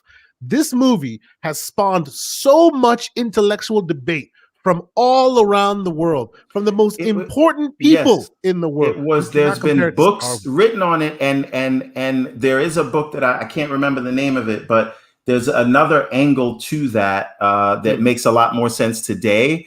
That says it is sort of this allegory for the trans experience. Well, no. It definitely was, because we now know it was an allegory for the trans experience because both screenwriters have now come out as trans. Yes, didn't one of them revert or both of them? I don't know. I haven't been following with them. I think one of them may have reverted, but I'm not sure. I definitely know that. That. Yeah. You're right. That up with paperwork. The one that wrote I'm not about to. The one that wrote, the one that worked on the Netflix show, which also is so brilliant, by the way. You guys should watch that. No, I did. I started watching that. God, that thing is so brilliant. But I couldn't. Just like The Matrix 2, too complicated for normal audiences and too heavy for Netflix's wallet, so they had to let it go. But it's so good, like so brilliant. It is so good. Anyway. But yeah, she is still a female, but I think her brother reverted. What did you think about Jupiter Ascending? So he's not in the chat right now, but Slow-Mo Backslap has coined a term that I love and I like to pull up whenever possible. And it's from a movie that it's originally from Tropic Thunder that he is skewed just a little bit. You never go full Kojima. Never go full. Yes. You never go full Kojima. You can't say that word. Yes. Never go full Kojima. Now, I honestly think Jupiter Ascending, the original work that they based their movie off of was already full Kojima. To the point where nobody thought that movie could ever or should ever become a film, right? So in those instances, where do? You give it to a screenwriter that can, compartmentalize all of it and bring it down to a more manageable size. And usually they pejoratively dumb it down, but it's not really that, right? A good screenwriter can do that. So the movie or the original novel can have its own vision with all its complexities, while the film adaptation kind of gives you the broad strokes without going too crazy, right? It seems like they not only did not want to adapt it, as it were. That's what the adaptation process is. It was also horribly miscast. But I want to come back to why the Matrix Reloaded is the best. Right. Yes. Please. Yeah.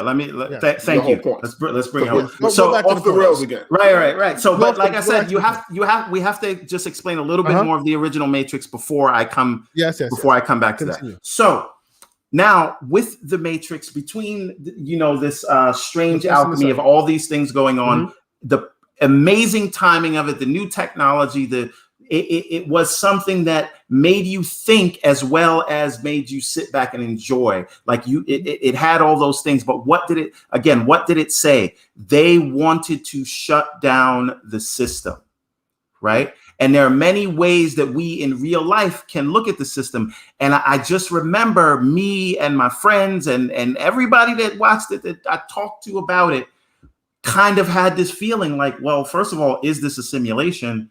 And I feel like Mr. Anderson. I feel like Neo. Like jumping off a building and seeing if you could fly? I never felt like that. But the point is, and the way it ended, that they kind of came into themselves and accepted who they were. They didn't have to be who they were born as.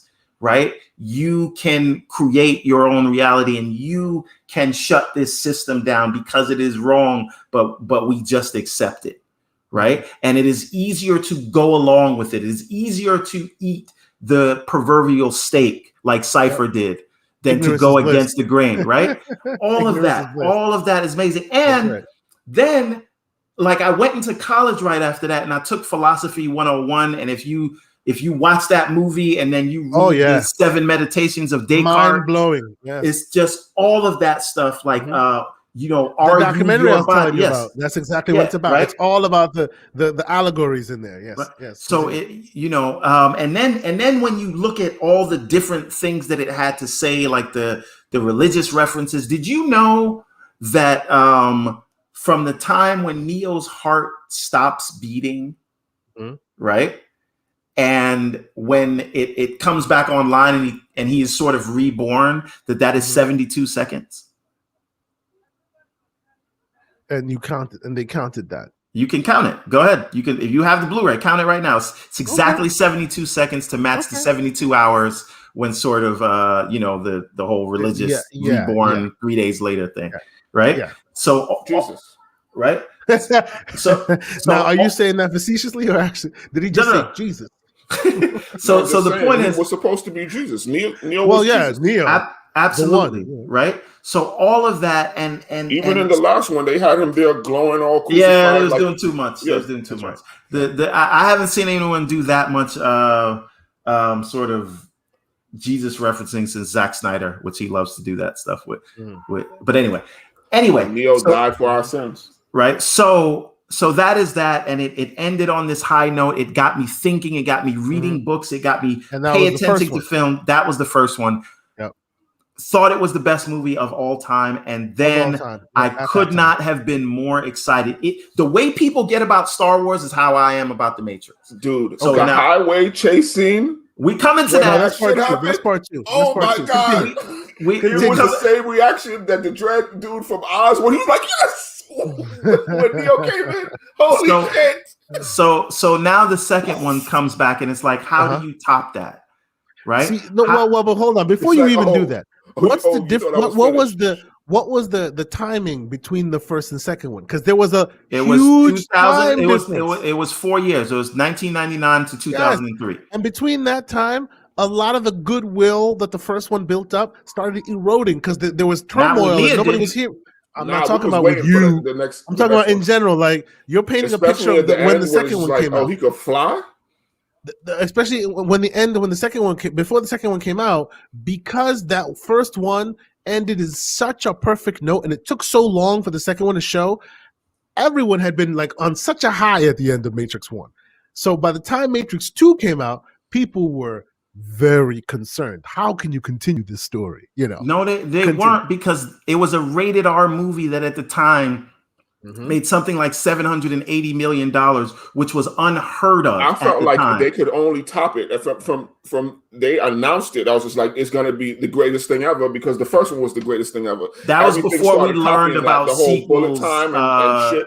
Yeah, and then they started talking about everything was using bullet time. And then they talked about they basically filmed the second and third together, which also brought concerns. But what were your thoughts? I honestly, just in general, I wasn't like tuned into the background of movies at that time. I wasn't paying attention to the things we pay attention to today. Not the zeitgeist. It's not on the internet and in your face unless you're there reading what saying. It's not people. You had to be in the right forums to be hearing about the scuttlebutt of production of films. I just knew when it was coming out.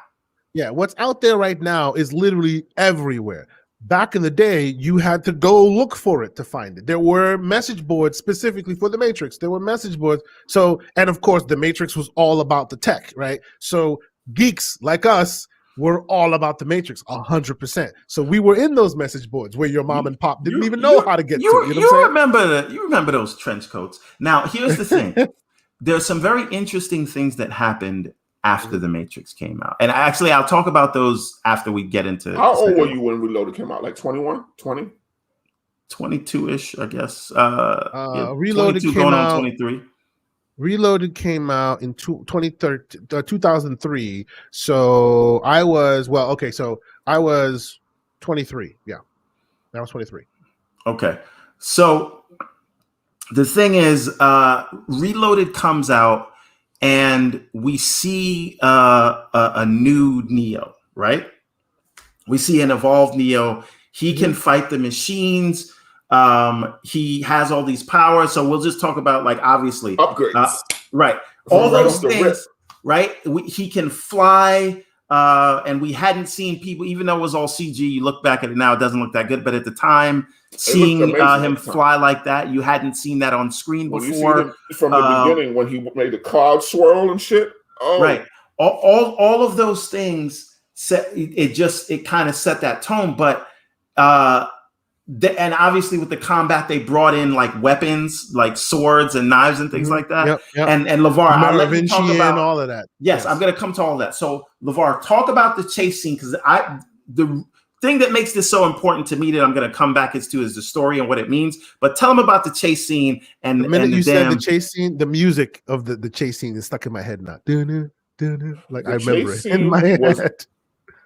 And how they split them up, and you're following all of that action. You got Morpheus. You remember when they was in the just the motorcycle thing? No, before that, when they was in the parking lot, and then Morpheus took out the sword. He's like, hold on, let me show these dudes something real quick. The twins, the albino dreads.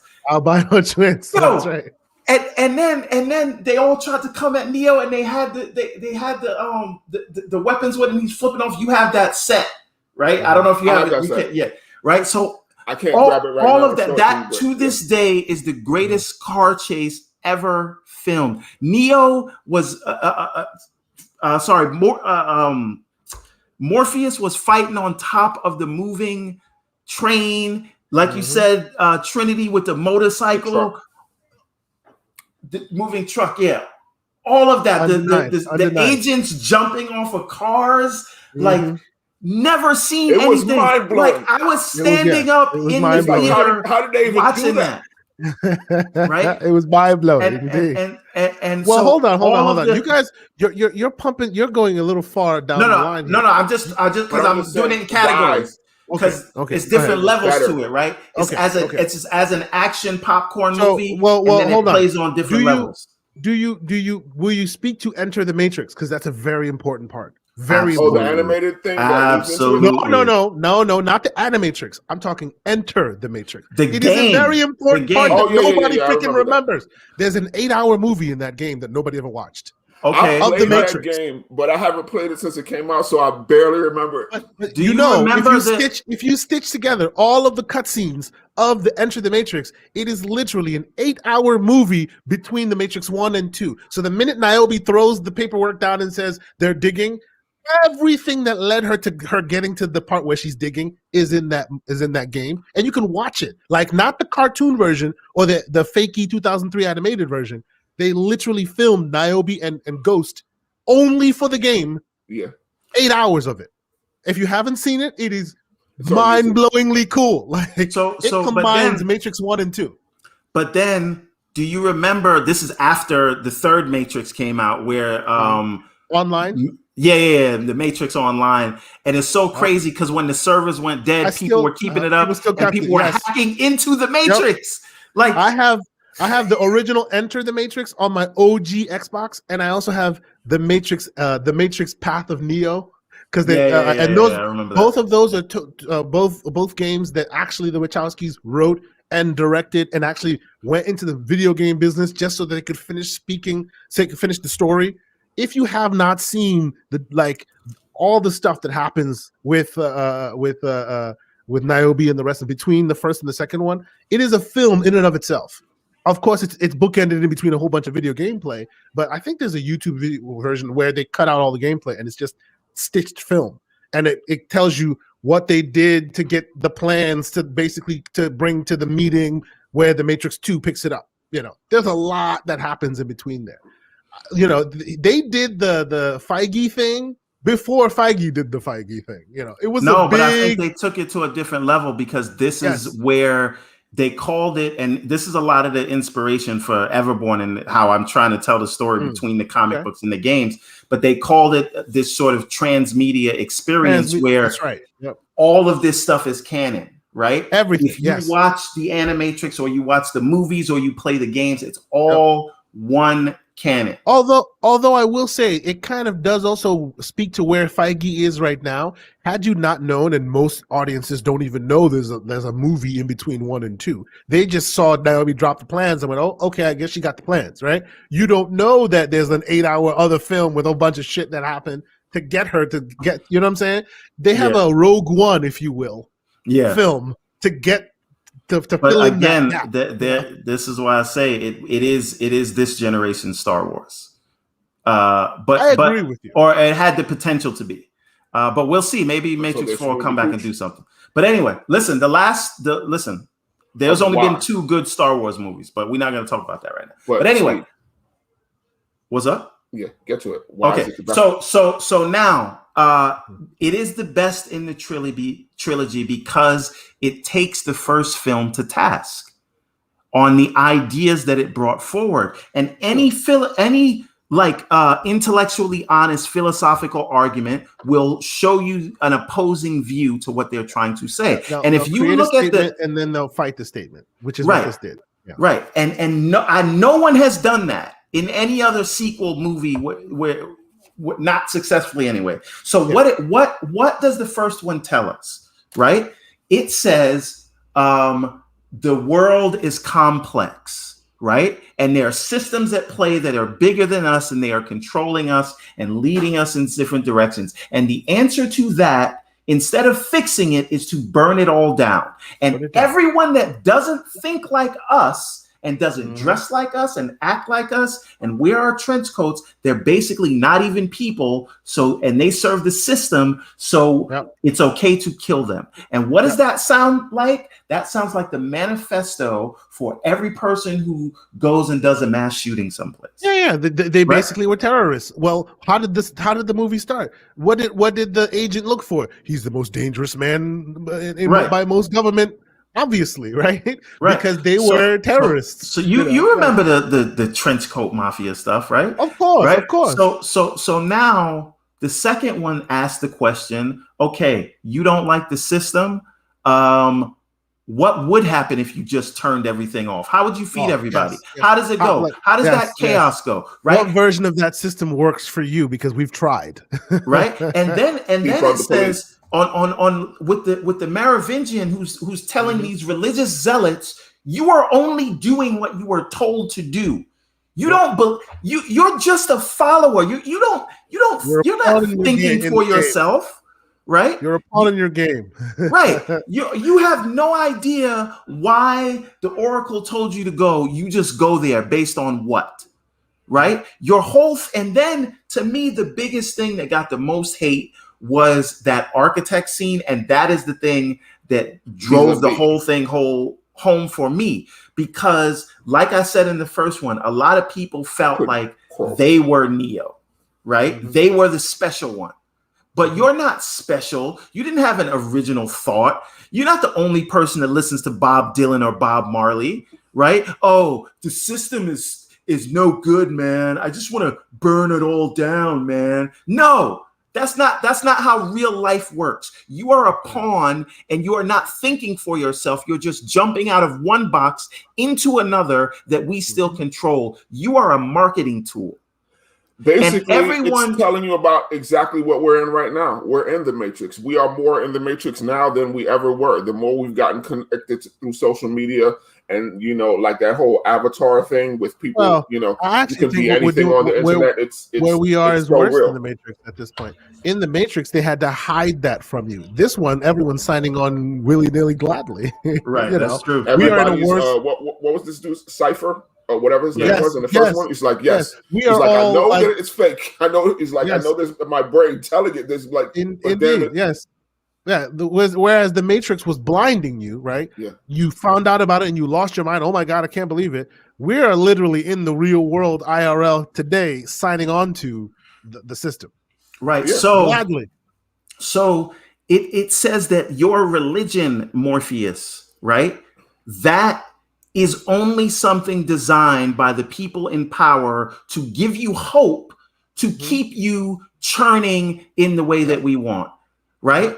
We give you the facade, the marketing of thinking different, but you're just a contrarian, and we've planned for that already, right? So I have dreamed and now that dream is so Neo, you all thought you were Neo.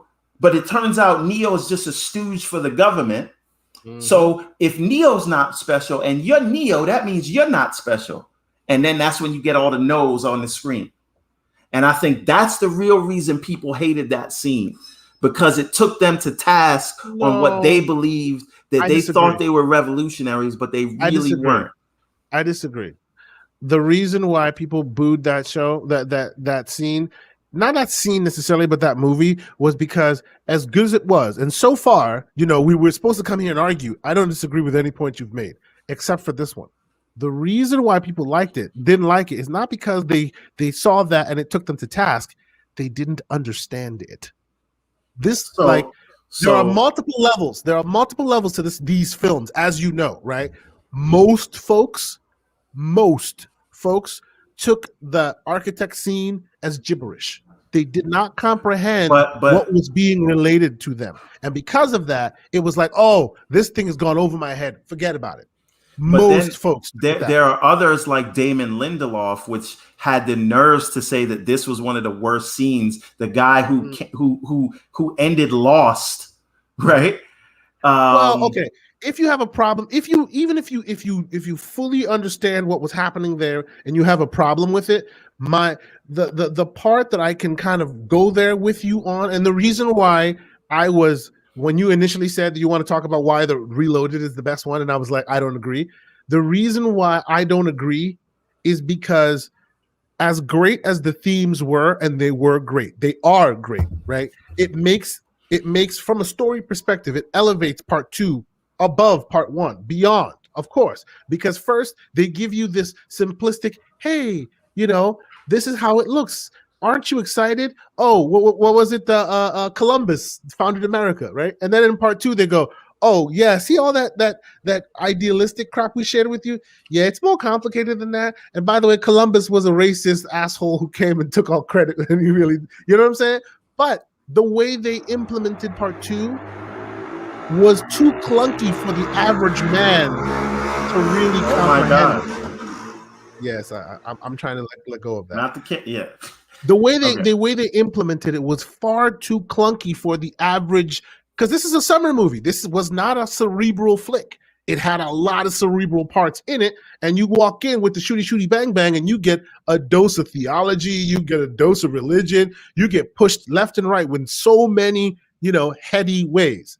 This specific part was so clunky in its implementation that even those who don't get it, and in the other instances where folks didn't get the religious references, or they didn't see the fact that they were kind of making allegories to Jesus and whatever, they just saw the shooty bang bang and kept moving. Oh, this is cool. This part screeched it to a halt. Either you got it or you were confused. There was no. But to me, that was the genius of it. Unmute. I said they were using too many big words. But to me, that was the genius of it, because he's supposed to. I had to go. He's supposed to be the machine. Stuff he was saying. I was like, what the F? Right. He's a machine. Think about it. Right. Machines need a way to be spoken to. They don't speak normal human language. Right. So that's a good representation. That was the genius of it, because he's like, yo, I'm going to tell you what is going to happen. There is nothing you can do about it. And I am such a smart being that I'm gonna mess your brain up by just using English and talking to you. And so, look. I guess what I'm trying to say is the film, the content itself was spot on, but the execution to the average Joe who was watching it, they didn't get it. No, but it's crazy. It's crazy. It's like, if you look at it, like the smart ones got it, because it's like. How fast Neo got it, because he was just like, oh, you're quicker than the other ones, because he was using all these big words trying to confuse him, and then he was just like, oh yeah, exactly. So, that's the point. So, he was the architect college words, right? He was trying to confuse him. He was trying to be convoluted in his language, and it worked, and it tore apart everything that you had believed, and so you were leading. Everything was big payoff at the end, and you was like, "What? It's all a lie." That to me was the best misdirection in film that I was able to appreciate at that time, maybe to this day. Oh yeah, and I don't deny that. I don't disagree or deny that. Now let me tell you, like, I'm a Wachowski fan. I love them. I love freaking Speed Racer, which most people hated. Like, when you see what they add that complexity Accurate to into the everything. cartoon. Yes, and they like the cartoon. They were religious to that cartoon to the point where it was even detrimental to the film, right? But I saw what they were doing and I appreciate it. They swung for the Sense fences. Sense 8, that show on Netflix is like, even to this day, there's no show like it on television. It is insane. The problem is they don't know how to land. The Wachowskis can't close. They can't land. They can fly the plane, but then when they need to land it on a dime, it fumbles every time. I think the problem with that is that the kind of stories they tell aren't really meant for them to end. There's multiple answers to it, and any answer they give will not be sufficient to you because it is a thinking man's piece. They're trying to fit this stuff into Hollywood, and Hollywood needs it to be buttoned up, and they can't do it. So every film, look at every film, even Sense8 ends in a very weird kind of unsatisfying way because they pose all these complex themes, all these theories, all these half real is real while they're adding obviously their narrative to it. But when it comes time to land the plane, when it comes time for the adversaries to finally find good resolution, it's never satisfying because it seems like they're focused so much of their energy on posing the questions that when it comes to answering those questions, which every film has a beginning, a middle, and an end, when it comes to that answering of the question that they posed, it's like they didn't spend enough time answering them. And obviously you can't answer them because a lot of those are philosophical questions that themselves cannot be answered, right? So nor should they be answered. Or should they be? It's a catch-22. If that's the case, why would you put them into the film? It kind of hinders your ability to land the plane. Not even though I will say I, with a capital L, love almost all of their work. Jupiter Ascending being an outlier. How about Cloud Atlas? I actually liked Cloud Atlas. I like Cloud Atlas. I did. I didn't like the trailer, but when I sat down to watch it, you can see their DNA all over it. The complexity, they are dense creators. They layer and layer and layer and layer, and they always use real historical information to inform it. So it's not like, oh, we're just making it up. We're gonna really trick your brain because we're always gonna use real historical information. But to wrap up this topic, and we can go on to this the last fun one, because it took the sort of action and spectacle to another level, and because it really shined a light on if you took the first film literally, and because it required you to think a little bit more to say the world is not that simple. You can't just burn it all down. Or if you are, you need to be ready for what comes next. And a lot of people don't want to hear that. Right. And the first movie, it in itself is a very adolescent movie. Right. Yes, it's supposed to be. But that was its purpose. Right. And I think the second one you can tell shines the light on that. Of it. That's exactly what I was about to say. You can tell it's adolescence because basically the Wachowskis told a simple story to kind of put you all in La La Land the first time. And then the second time, when they knew you were in La La Land, they tried to challenge you. And most people either didn't get it because it was too complicated, or those who did get it didn't like it because they didn't want to be challenged on La La Land. They wanted that power fantasy, which this is not that.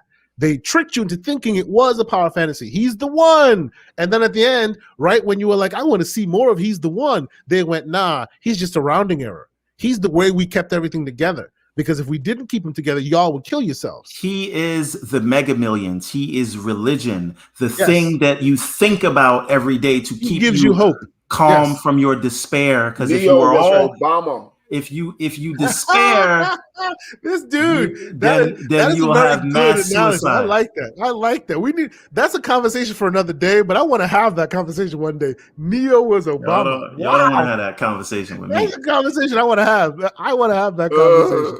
Because I have some Obama it's like, problems. You thought shit was going to change, huh? You thought he was here, right? He's here. That's another form of control. We give you all y'all want to shut y'all the F up, so y'all stop asking questions. Neo was the great pacifier. To button up your Matrix was the best, the Reloaded was the best of the franchise. I half agree with you. From a so you're only half wrong. So you're gonna be one of those people that's gonna tell me my opinion is wrong. So you're one of those internet people, one of the Twitter Absolutely. people. That's a great opinion. Sad. Now let me tell you why you're wrong. That is so sad. Go ahead. You have an opinion? Let me tell you why it's wrong. Exactly. But here's why you're wrong. So I think it's half right, because from a content perspective, just from in a vacuum, the content by itself, oh yeah, it is genius. It's god tier stuff. It always is. The Wachowskis are god tier creators. I have never. But their best work was Reloaded. That was the best. They are god of their tier work. stuff. Except that whole thing was plagiarized from other things that was pre-written, so it's not like they're that creative. But again, exactly, their ideas come from other ideas, which come from other ideas. Yeah. It's always been documented. Yeah, Terminator. Technically, Jesus came from somebody else's idea. Yeah, they did not create all of this whole cloth, but it does not take away from their contributions. They are still god tier, enabling to take that content from where they got it from and then add what they added to it and really regurgitate it in a way that no one had ever seen before, to the point where unless you dig for it, you won't even know that that's not really their source material. Like, they are god tier creators. My only problem is they need to work with someone who can land. Because you work in Hollywood. You're not here to make art house pieces all day. You play with like AAA summer blockbuster tier money. So those come with certain requirements. They come with endgame kind of requirements. I get you want to throw cerebral stuff in there, and I love it. I am there for it. But you're in a Hollywood game. You must learn to land. Do you have any hype level for Matrix 4? I am both so hyped and so scared for that film. What's the release date? Hyped. Because you know why? It's supposed to be this year still. You know why I'm so hyped and so scared for that film?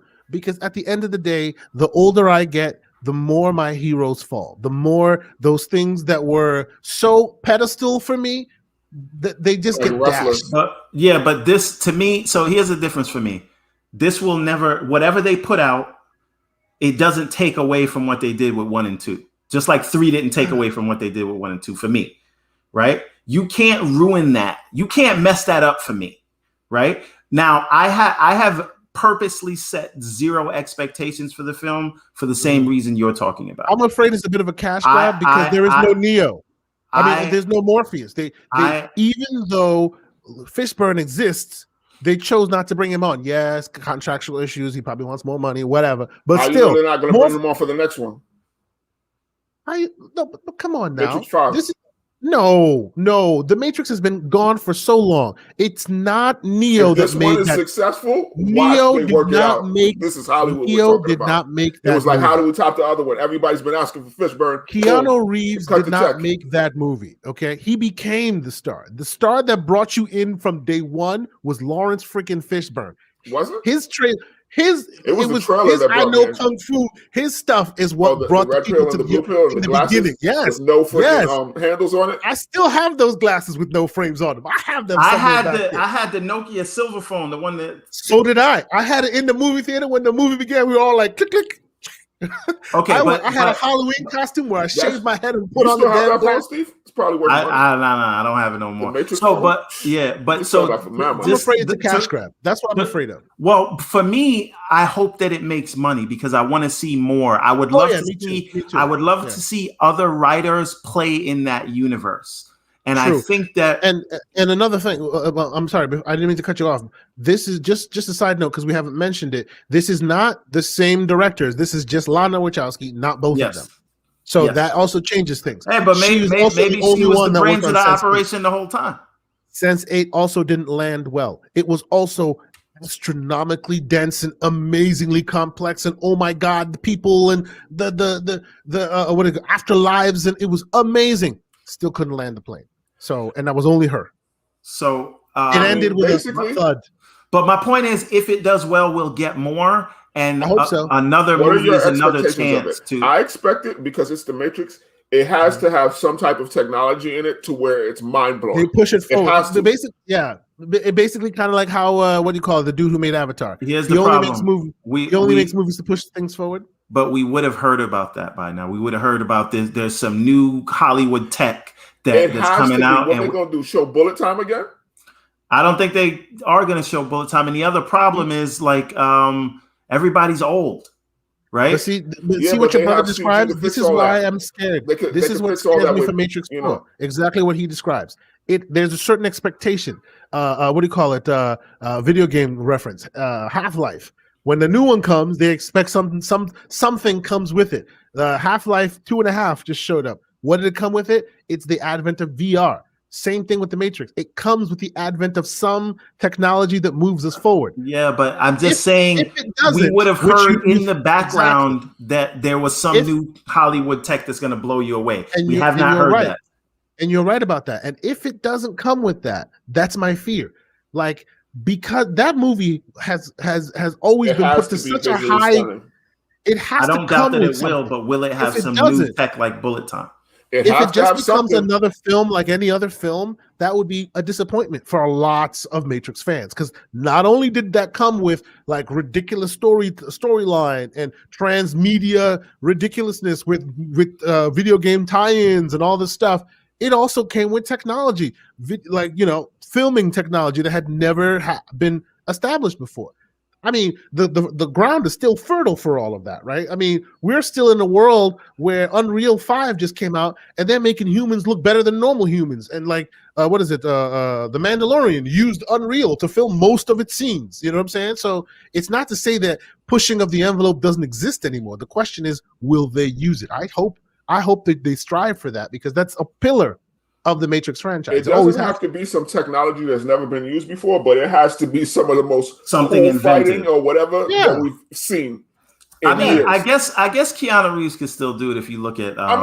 John Wick. Yeah, so it's still possible. He's going to be John Wick with a leather trench coat, bro. All right, so no, but John Wick was cool. Like, Neo was always very kind of. Neo was cool too. He looked like he was outside the Matrix. He was a deer in the headlights. He always looked like. But that was by design. Man. That was by design, because he was the one who knew nothing, so he could introduce us to this world. Okay. Right? Not that he knew nothing. He felt like all of this was fake, and all of this is bullshit. That's why they look for him. He always felt like this ain't even real. So all right. So now I want to move on to the Morpheus. The final topic here, which is Star Wars episode. No, the final topic should be that Regina King trailer. Come on, we'll talk about that in the end. Don't worry, that's future stuff. Now, there's a few trailers I want to talk about. Okay, so let's go. We can do this one quick. All right. 8 and 9. So this one is for you, because you said that you liked episodes 8 and 9, which were the worst Star Wars films in history. See, I liked to me, the worst Star Wars films in history are like probably 1 and 2, like Phantom Menace, and like those were really bad. 8 and 9 were the last two, right? Huh? The last two? The last two, yeah. Yeah. Look, 8 and 9 Last Jedi and Rise of Skywalker. 8 and 9 were like, you can see where they're going. You can see where they're going. In the canon of Star Wars, it's a slow-moving train wreck. I get that. In the canon of Star, people who are so and before I even answer your question here, let me give you a quick history about me and Star Wars. Okay, if you read the book, if you read some of the background, the robes they were wearing those robes specifically to hide from the Empire on that specific on Tatooine. That's it. Those are not like Jedi robes. They became them because, America, yay, we want the freaking consumerism. They want something to buy. So now all of a sudden they wear those robes all the time. It was not meant to be their uniform. They were just wearing that there because that's what they wear on that planet to hide from the police, basically. Okay? That idea is my problem with Star Wars in general. There was no real idea behind it. They just kind of went, well, people like it, so now that's canon.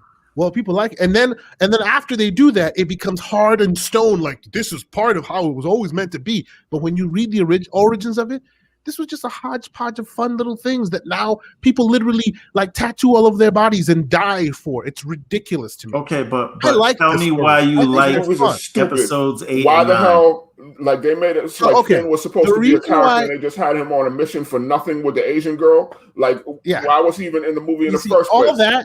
all that is far down the line once you've bought into the whole narrative of Star Wars Finn was being a the whole second totally coming of, useless character. and that is true. And all that can be true. I like the whole thing they did to what's his name, Finn. All that I get all that. Okay, They hyped him up to try to show representation. Let's advertise a Star Wars movie with a black person. My issue is as the face putting of it, Star Wars and at then it such has a nothing to high do with level to the point where these dumb decisions, left or right, get to a point where they alienate a whole swath of the population.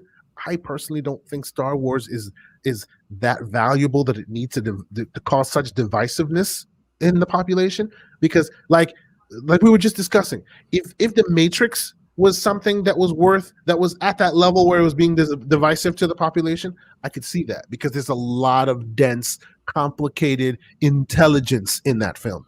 Star Wars has never really, to me, hot take, I'm sure the internet's going to kill me, it's never been that deep. I like it. It's fun. I've seen them all multiple times. I've seen the freaking holiday special, which most people have not seen. I have a VHS. I watched it. It's horrible. Oh my god. It's horrible. And ever. I'm the guy who likes the Filoniverse. I've seen all the cartoons, which most diehard fans haven't even seen. I'm watching the Bad Batch right now, and I'm enjoying it. I like all of that, but I put it where it belongs. I was going to ask you about that. I just entertainment. saw that was a thing like yesterday. It's fun. It's entertaining. The characters come back. It's really cool. It's fun. People go too far with it. Episode 8 spoke to a certain audience. Episode 9 spoke to a certain audience. No, who did they talk to? Episode 8 spoke to the audience that was sick and tired of everything in the universe, not the world, the unifreaking verse revolved around this blonde-haired, blue-eyed family. Like, come on now. It was getting a little tired. How many movies need to revolve around the same tired narrative? It's becoming ridiculous. So what did they want to do? They wanted to diversify. They wanted to open the world by making somebody else new and then making it about her and her family. They were diversifying because what Ryan Johnson did, which I'm not saying that Ryan Johnson's like the boss of all bosses, but where he was going that I appreciated was, enough with this, it only belongs to this special family stuff. It is within all people, in all places. They kept saying it, but they were never showing it, right? Just like Rogue One. Rogue One was one of the first films that actually showed Star Wars for the normal man. There's so many. I mean, what they should have been doing, but that has to do with George Lucas, is that this world is so big and there's so many characters. From Rip, he should have been given individual characters their movies instead of going back and then rehashing stuff with the same family. Besides Rogue One, they always revolve around this singular theme, which is they're special. Even Rogue One was still tied back. It still ended up tied. Yes. So even when they go 2 steps forward, they got to take a step back. Otherwise, they offend the certain type of certain swath of the population that has certain ideas for what they want it to be. And that's where the fight between 8 and 9 came in. 2 different ideas, one right after the other. One person takes the saber, and it's so amazing. Oh, the saber! Oh. And then the next director comes in and goes, "Oh, this thing," throws it to the side. That was the worst shit I've ever seen. But it was a hodgepodge of ideas. I need to understand why you said you liked it. I liked it because, taken out of the context of all the others that came before it, the idea of that film was to take this narrative that had built up for so many years, that was getting old and tired, and reinvent it, and basically take the gold and the magic and bring it to the people. The freaking child sweeping along the road, he has force abilities. He could one day become the special one in the universe. What is the subtext? It could be anyone. So what is the subtext from the person who wants to bring it to everyone? What is the subtext when we say, "Hey, you black guy and Asian girl, let's send you off on a mission that does nothing and has nothing to do with the main plot." No. And the relationship we were building with you and Ray, that's bullshit now. And all of a sudden, for no reason, the Asian girl. But here's the question: whose fault is that? Like, see again. Well, okay. Before we go down this path, I will say that's my point. The point I just made was my point, because I think that at a high level, it's time this story be like, leave what it started for what it started. That's where it was. The Skywalkers and all of that. Leave that alone and tell different stories and bring more people in. Now, let's go back to your question.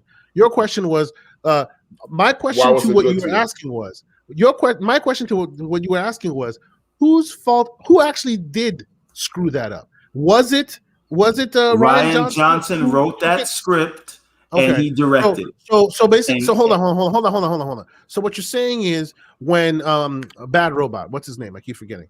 J.J. Abrams. When Abrams wrote it, he was going to create a relationship between Finn and Rey. There were Did you not see the damn sexual chemistry between them? I saw it. Yes. So see, I get that. My problem there is not necessarily that Ryan Johnson ruined it. You can't. This is a problem with Star Wars. Okay, you cannot write this right, have a projection, and then bring in another director and not give him broad strokes instructions, because that's another thing that was read. They at first when they first started this whole Amy Kennedy, first name Kathleen Kennedy. When they first started it, she basically came out and said they have this board that shows where they're putting it all together. When it all said and done, and 8 and 9 came out, and all the vitriol came out, it was basically said that once one did finish their thing, they barely had a conversation and left the second director to basically pick up the story however they saw fit. You cannot set that stage, You set that stage. You sound like a Ryan Johnson apologist right now, but go ahead. I'm not a Ryan Johnson apologist. I'm just saying, if you're going to pay me as a director, and in the contract you don't set stipulations like these are the broad strokes of where it has to go, you can't hate on me for wanting to go left. Okay, but you saw the movie just like us, and everybody saw what J.J. Abrams did. They didn't hire him. You didn't know where it was going. So what? They didn't hire him to do his best J.J. Abrams impression. They hired him to do his own thing. If they wanted a J.J. Abrams impression that kept the wheel turning where he wanted it to go. Impression. That's not what it's about. If they wanted to keep the wheel turning the way they wanted it to go, they should have put that in the contract. There should have been some agreement. In watching, but they didn't do that. Episode 8, Ryan Johnson made it very clear that he was completely uninterested in Finn. And you know what? The only thing he was interested in was the Reylo relationship, because all the googly eyes that Finn and Rey were making in episode 7, Ryan Johnson said, no, I want to keep these two together, which made absolutely no sense. Right? And that I don't disagree with you on. I don't disagree with you on that relationship twist. So Ryan Johnson being fundamentally uninterested in forget about Rey's lineage, right? Mm-hmm. I think it's a good choice to say she's from nobody. Mm-hmm. But you just mad because he dogged the black dude. Is that the case right now? That is a big part of it, but it is also he did a lot of what he did. And when I say that, I'm not being facetious. If you are mad because he dogged the black dude, I'm there with you because it's a valid argument. Continue. So he everything that he did in that movie was specifically designed to say whatever you thought was going to happen from episode 7, I don't care. It's not gonna. And that is not really telling a story. That story is designed only based on what I think your expectations are. Not that I'm taking you somewhere. Well, but okay. And since all of this has come out, there's been interviews and this and that, and Ryan Johnson has spoken about this on a few occasions, and some of them I've actually heard. The problem with that, Asante, is that giving too much freedom to Ryan Johnson made him lose the cohesiveness. No, but exactly my point. You are absolutely right, Mag. My problem is stop hating Ryan Johnson. You gave him freedom, and he used it. If you don't want the story, if you want the story to have a good narrative thread, keep the outline clear. And anyone you bring into it, look at what Kevin Feige does. How many directors show up here, but still the continuity is clear? Why? Because he won't let you get off the beaten path. You can do you, but do you within this frame. I hear that. Kathleen Kennedy did not do that. and based on all So the we want to conversations, put the blame hold on on. Kathleen Kennedy and take it away No, from Ryan listen, Johnson. listen carefully. Listen carefully. Look, if you are a Star Wars fan, okay, and there are many Star Wars fans out there, there are many directors who became directors because of Star Wars, okay? If you are a Star Wars fan and you've always wanted to direct a Star Wars movie, you've always wanted to make one, when you're given the opportunity to, and there's no strings, you go crazy and do you, because that's been your life dream. Are you going to go, okay, let me follow what another director who basically got to create their own idea, let me follow along theirs? No, look, I am not blaming Kathleen Kennedy, but I'm also not blaming Ryan Johnson. This is bad management. There was before apologies. no. Before you got blamed for nobody. Before they hired somebody for 8 and 9, they should have made sure that the story was cohesive from 6, 7, 8, and 9 from day one. So whoever came in can go crazy as they want, but the story is consistent. Do you blame Benioff and Weiss for the end of Game of Thrones? Yes or no? I blame Benioff and Weiss for the end of Game of Thrones. Yes. Okay, there you go. You should blame Kathleen Kennedy. No, and you should blame Ryan Johnson. See, no. But the difference is Benioff and Weiss got the idea, had it from day one. It's not like they were brought in last minute and then didn't finish the story. Yeah, but there was no stipulation within the freaking HBO contract that said you have to wait for them to finish the story. You know, maybe HBO. How about you wait for the story to finish before you start it? Story ain't finished yet. Exactly. Look. The problem I have with Benioff and Weiss and their implementation of it was, and it's not to say that they didn't do their best. It's not to say that they weren't capable of it, because they were capable of it. The reason why I have a problem with Benioff and Weiss is because of the whole situation. It's not just the way they ended it, but they ended it that way because at the time they were on such a high that there were so many other projects that they wanted to work on. So they were like, oh well, let's button this up.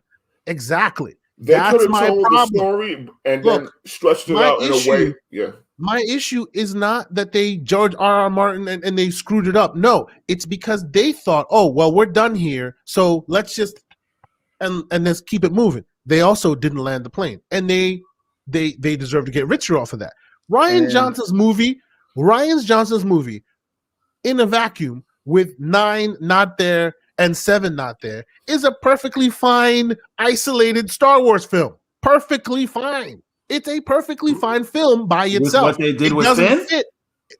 It does not fit 7 or 9. Forget about 7 and 9. I'm talking about. Yes, the 7 and 9 are very important, because if 7 and 9 don't exist, Finn is a character that just gets introduced to you. You don't know to care about the guy. They did not put any kind of broad strokes down to make sure that character leads to Jedi. If that character was going to lead to Jedi from day one and it was written down, then Ryan Johnson would have had to. He literally said the black guy was a janitor. The one who was who was set up to be a Jedi. The one who had the most interesting storyline. He was an orphan. His own statement you put up there. That's why Kevin Feige is now going to do Star Wars soon. He's getting his own trilogy, because the way he does it, he lets all the great directors come in and they put their stamp on it. I mean, they do. You can see the difference. The movies are different, but they're also following the same roadmap, because he makes sure that, hey, I want to make sure that 5 movies from now, this character is here. So he makes sure that character is there within those 5 movies. You cannot bring somebody in, right, knowing and I hear you. I'm not denying that what Ryan Johnson did was off the beaten path and he shouldn't have done that. I'm not denying that. Okay. But I can understand somebody coming into the frame, right, who's been a bit player for a long time. Now you give him his shot and you don't give him any stipulations at all, and then you get mad at him for not following along. Come on now. How about you give him some stipulations? How about you make sure that this untested dude follows the plan?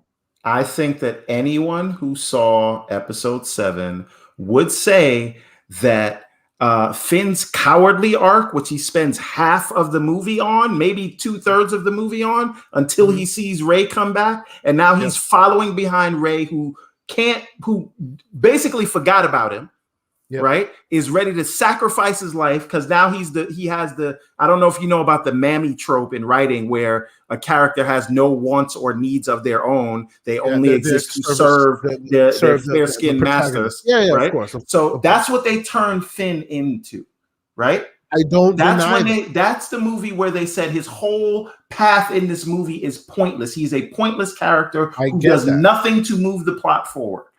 Rian Johnson did that. Regardless of whatever else happened, he did that. Hang on a second. In episode 7, Finn, again, stormtrooper, kidnapped as a child, saw the tragedy of war and said, I'm turning away from this, and he joins the rebels, right? By the end of the movie, he has a lightsaber. He is with the rebellion, ready to take on the Empire, whatever Kylo Ren calls his shit, right? Like the First Order, right? Whatever he calls this, people. Yeah, right. So ready to take them on, has a lightsaber at the end on the path. And then Rian Johnson saw that movie and then came in and was like, nah, this. I hear you. I almost said the N-word, but this Negro is a janitor. Let me ask you this question. Don't know how to fight. Let me ask you a question. Still scared, even though we went Let me ask you this question. Do you think that when Rian Johnson finished his first draft, he just went and just started filming from day one? Yes, I do. I believe bullshit. That's not true, because when he finished his first draft, I don't know how you could look at that. But see, this is my point. This dude is not Star Wars Kathleen Kennedy's job. Dude, her job is to provide the directors with the resources they need. He wrote the story and he directed it. Do not take that blame away from him. That is his fault. Look, the reason for the MCU's success is not because of all those know-nothing directors who were given a chance. Let's blame Kathleen Kennedy. I'm not blaming or taking blame away. I'm just stating a fact here. The fact of the matter is, you hired a person who had no experience with Star Wars. None. He had never made a Star Wars movie. Hell, he'd never made a AAA banger kind of movie ever, as Disney wants to do, because they like to keep the budgets low. So they bring in new talent. Disney bought Star Wars, no one made a Star Wars movie but George Lucas. That's not really my point. That's not my point. My point is, as the MCU has matured, we've seen what they do. They bring in young talent, right? And they have the board that keeps the continuity, and they make sure they help the talent to then reach what they want to reach. And they do young talent because, we're just trying to nurture young talent. No, you're trying to keep costs low. I get it. Okay. Control. Control. Exactly. No. Exactly my point. Control. Look at what Mag said. The reason why the MCU is successful is because Feige controls the roadmap. The problem here is there was no control of the roadmap between episode 6 and episode 9. There was also no common sense by the director. But let's move on, because how do you explain episode 9? Because you said you like that trash too. The way they killed Snoke was big trash. Come on, son. In the context of the film by itself, then again, who are you talking to? To me, the best Star Wars movie is about a 8.5 at most, and that's me on a generous day. They are like light stories. They are shallow themes. Like people resting their life's blood on it just boggles my mind, because there's so much more complex things out there. A lot of Star Wars apologizing going on right now. This is not me Star Wars apologizing. This is me saying that it's not worth that much. So people should just calm themselves down. Well, it's not worth that much. Can we agree that episode 9 was even worse than episode 8? Yep. Trash. Big trash. If you are a continuity whore, yes, it was trash. There's a lot of trash in Star Wars. Not even continuity. My main problem with that whole thing was they had the chance to reunite the 3 original people, and they didn't do that. They killed Harrison Ford, and then this one died, and y'all could have put them in the same there's a lot there. There's one scene together. No, look. There's a lot there. There's a lot there that's beyond their control. Harrison Ford did not give two flying capital F's about this movie. He just needed to get paid and be out. He wanted his character killed, but he didn't want anyone else to play them together. He wanted his character dead. Like, look it up. He specifically, Harrison Ford determined all the aspects of his character because he's Harrison Ford. I'm sure they, yes. First, even if he still died, why did they have them all interacting with strangers instead of the original three interacting? That makes no sense. He didn't want that many parts. He wanted his character killed, and he didn't want anyone to... None of that explains why y'all couldn't have shot a scene with them together. One scene. And then, of course, none of that explains that. Even if you say he wanted his character, whatever, he could have still died, and y'all could have gave them one scene together. It would have held so much more emotional weight. So J.J. Abrams, if they showed Luke and Leia seeing him get killed, that would have held so much more emotional weight than these strangers. I don't know why. Have no emotional that's another question. That's another question, by the way. Why did they bring Rian Johnson in between J.J. Abrams? Because from my understanding, let me real quick. From my understanding, what your brother's describing is exactly what they were planning on doing. They were planning on doing a Star Wars. They're older now, all through, and the second part. This trilogy was going to be Leia's story, so it was going to be all about her powers and her growing in and all of that. And then, of course, what happened to Leia IRL, unfortunately. And, of course, they brought a different director in that was not part of that conversation at all. To be clear, there were initially 3 separate directors. And the third director, which maybe it was Colin Trevorrow, I can't remember, the director of Jurassic World. When he put out a movie and it didn't perform well, they weren't jiving with him. So they brought back J.J. Abrams last minute. You see, look what they did.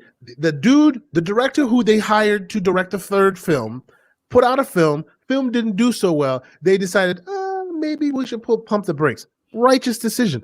How about after the screenplay is written? How about after the second revision?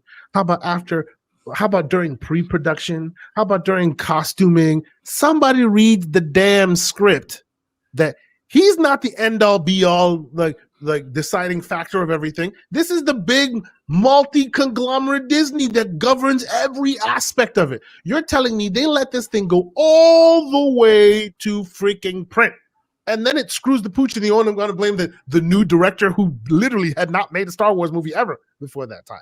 Come on now. I'm blaming the writer of the film. I'm blaming the director of the film. And the writer and the director are both green, and they were allowed through that's one thing Disney is known for. They have like gatekeepers at all aspects. They would not let you go off the beaten path. Canon is canon. They are very, very stickler for their canon. So not what in Star Wars, they're not. Listen, I think that I see what you're trying to do, but I think you're letting some people off the hook. Everybody needs to be taken to task. Those movies were absolute trash. Look, I blame everyone equally. I don't think one is more at fault than the other. I blame them all equally. I don't hear enough blame for Rian Johnson. And you know why I don't hear enough last name with the man. You know the reason why I don't give enough Rian Johnson blame? Because the man's had death threats for making a normal freaking movie. It may not have lined up with the one before and the one after it, but if you watch it by itself, it's a still trash. Movie. Still trash. He did not deserve death threats for it. Nobody does. Nobody does. I will not be the one. I will not be the one to pile on here. He's had enough. So that means Favreau for making Star Wars relevant again. Favreau and Filoni. Favreau. It's the Filoni-verse. Favreau is there making sure it translates. He's the dark hand. I know. Okay, be clear. He's the one who. He's the dark hand. But if you've watched any of Filoni's material, you will know. Watching what you're watching now, it's the Filoni-verse. It's got his prints everywhere. I hear you. Good and bad. We have the MCU in part because of not just Kevin Feige, but what Jon Favreau started off.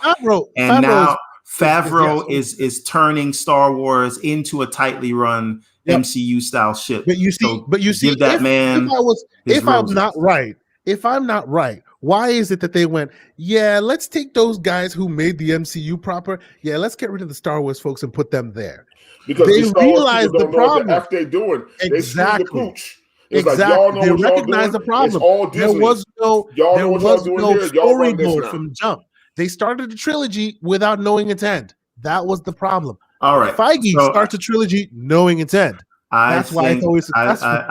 The High Republic is the thing that I think that is going to lead the charge going forward. The High Republic, I have no faith in because it's untested. They've had material since the 80s, and they're throwing all that away. The High Republic is stuff being created in 2022. You want to make sure you're sure that that's the stuff that's gonna wow the people. The reason why the MCU is so successful is because their stories are from the 80s and the 50s and the 70s, and they're the good writers. Exactly my point. They're picking from the best. You want to throw away all of your canon, for better or worse, and then say we're starting this new thing with writers you don't know. That's the one you're gonna love. Yeah, just like Ryan Johnson. As long as it's cohesive. All right. I hope so. That is if it's not, whoever wrote it's going to get screwed. For this topic. I think you actually agree with me that those last 2 Star Wars movies were trash. You just don't want to see it because it's Star Wars and you have a blind spot. Now, you think so? Okay. Yeah. No, please, Mag, don't do it. Don't please do it to watch yourself. it. Look, please, and Mag, when you watch it, don't even think of 8, 7, 6, 5. Next time we speak, I'll ask you about this. Just as a film by itself.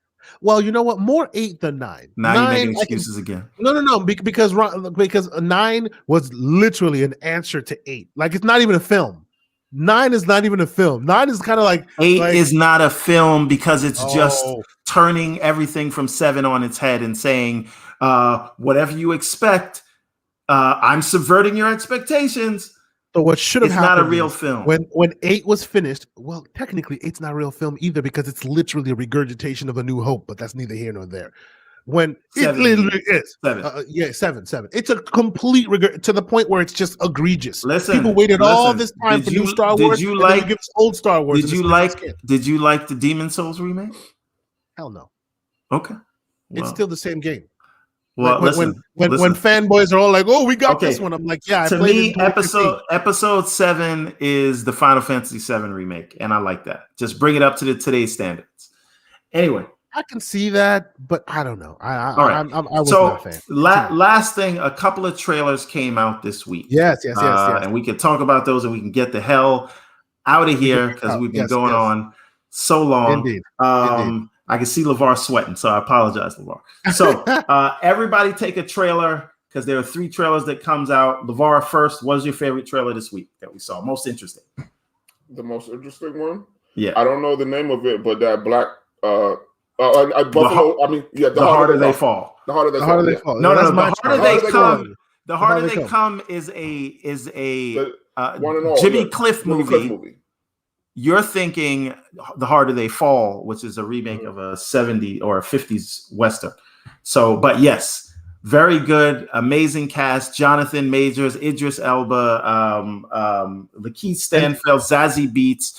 And did you hear that every single character is based off of a historical character that exists in real life? Like every character, like Bass Reeves and all of that, like that. They all existed. Every single black character in there is a real character from the Wild West. Group, man. Which makes it even more gangster, bro.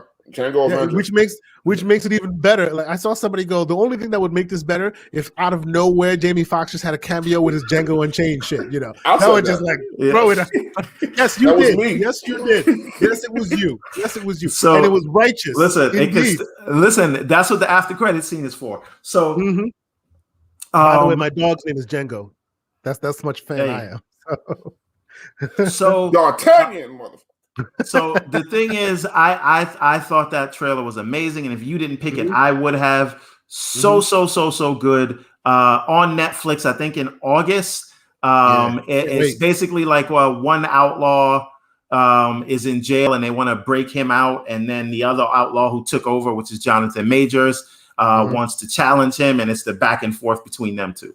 So and by the way, a quick side note that nobody cares about but me, the music in there is old school, and it's because Idris Elba is from Ghana. People didn't know that. Wait, hold on. Because I think I know who the person is. The music, yes. my god! Dang it! Hold on. I got you. Because I have this. This is already in my playlist. Hold on. Okay, it's based off of a style of music called high life from Ghana. Oh, hold on. Is it Hugh McKessel? Yes. Yeah, I knew it. I knew it. But the style is OG Ghanaian. Like when I hear it, I hear my dad and my mom playing music while I'm 5 years old, like in the car. Like that's what it is. And I know this because Idris always does that. He's British, but originally he's from where I'm from. So he always drops a nugget in for those who can hear it. I was like jumping up and down in my seat when I first heard that. It totally brought me back, like total like flashback. Needless to say, it looks amazing. People need to go see the trailer. It just looks like a bunch of black people just being badass. We should watch it. Yeah, and the fact that there were a lot more. Mario Van Peebles. 1993 Posse. Yeah, I remember that. Yes. There's a lot more. Shoot 'em up. Like a lot of black cowboys have been written out of history. Yes, and and this is one of those stories. Yes. Right. Okay, so very, very interesting. Very good pick, LeVar. I was going to choose that, so I should have went first, but you win. All right, so no, but I mean, technically I did, but K shared it. Okay, so no, cool. Mr. K Asante, what's the trailer you watched this week? What other trailer came out that was even nothing close? Else is worth talking about, bro. Nothing else is worth talking about. All right, so then but you can go with Snake Eyes. To wrap it up.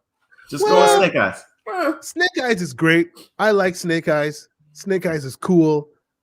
Snake Eyes isn't this trailer though. You got it. Okay, what I would say, wearing the mask. Snake Eyes talk too much for me. Snake Eyes. No. But you know what? Most people don't understand. What I think is happening is, again, did you ever read the comic book? It tells you how Snake Eyes became Snake Eyes. That's what they're doing here. So he used to be a normal dude. Shot in the throat. He gets shot in the throat. He takes a vow. He takes a vow to never take off his helmet. It's not a vow of silence. He gets shot in the throat. His voice box is gone. He cannot speak. But that's the Snake Eyes you are introduced to as a kid, and they're always introduced to just that one. So folks just are not like happy seeing him with his helmet off and whatnot. I love that they're taking this simple. They're taking this simple like a Saturday morning cartoon idea. Oh, G.I. Joe, they never lose. Well, and they're adding complexity to it. They're this is where he came from. Of course it is. But they know you used to watch it when you were a kid, and now you got 3 kids. So your kids are gonna play with the toys. You're gonna sit around and go, we're gonna watch. But you know what I'm saying. That's their idea. Their idea is if we make it foolish, then the kids might watch it, but the adults won't. And those adults used to be kids watching G.I. Joe. So let's add some complexity to it. Let's make it good so they like it. And the action movie is for the 40-year-olds. It's for people our age. What do you think I am? To take our kids to introduce it to them so that they can, get attached to it in the future. This movie is for the dad. Hi, nice to meet you. It's for the dad, and I think all 3 of us can equate to that. This movie is definitely for the 40 crowd. All right, and then last but certainly not least, what was the third? Scooby-Doo meets Courage the Cowardly Dog. That's terrible. No, I'm joking. No. But it's one that I haven't seen yet. I'm here for it. Absolutely. But the new Shang-Chi trailer dropped today. Yeah, I didn't see all of it. All right. But I have a better one for you. I have a better one for you. The new Suicide Squad trailer that dropped yesterday or the day before. That looked damn good. I'm sorry. 15 times better than the first trailer and 100 times better than the first movie.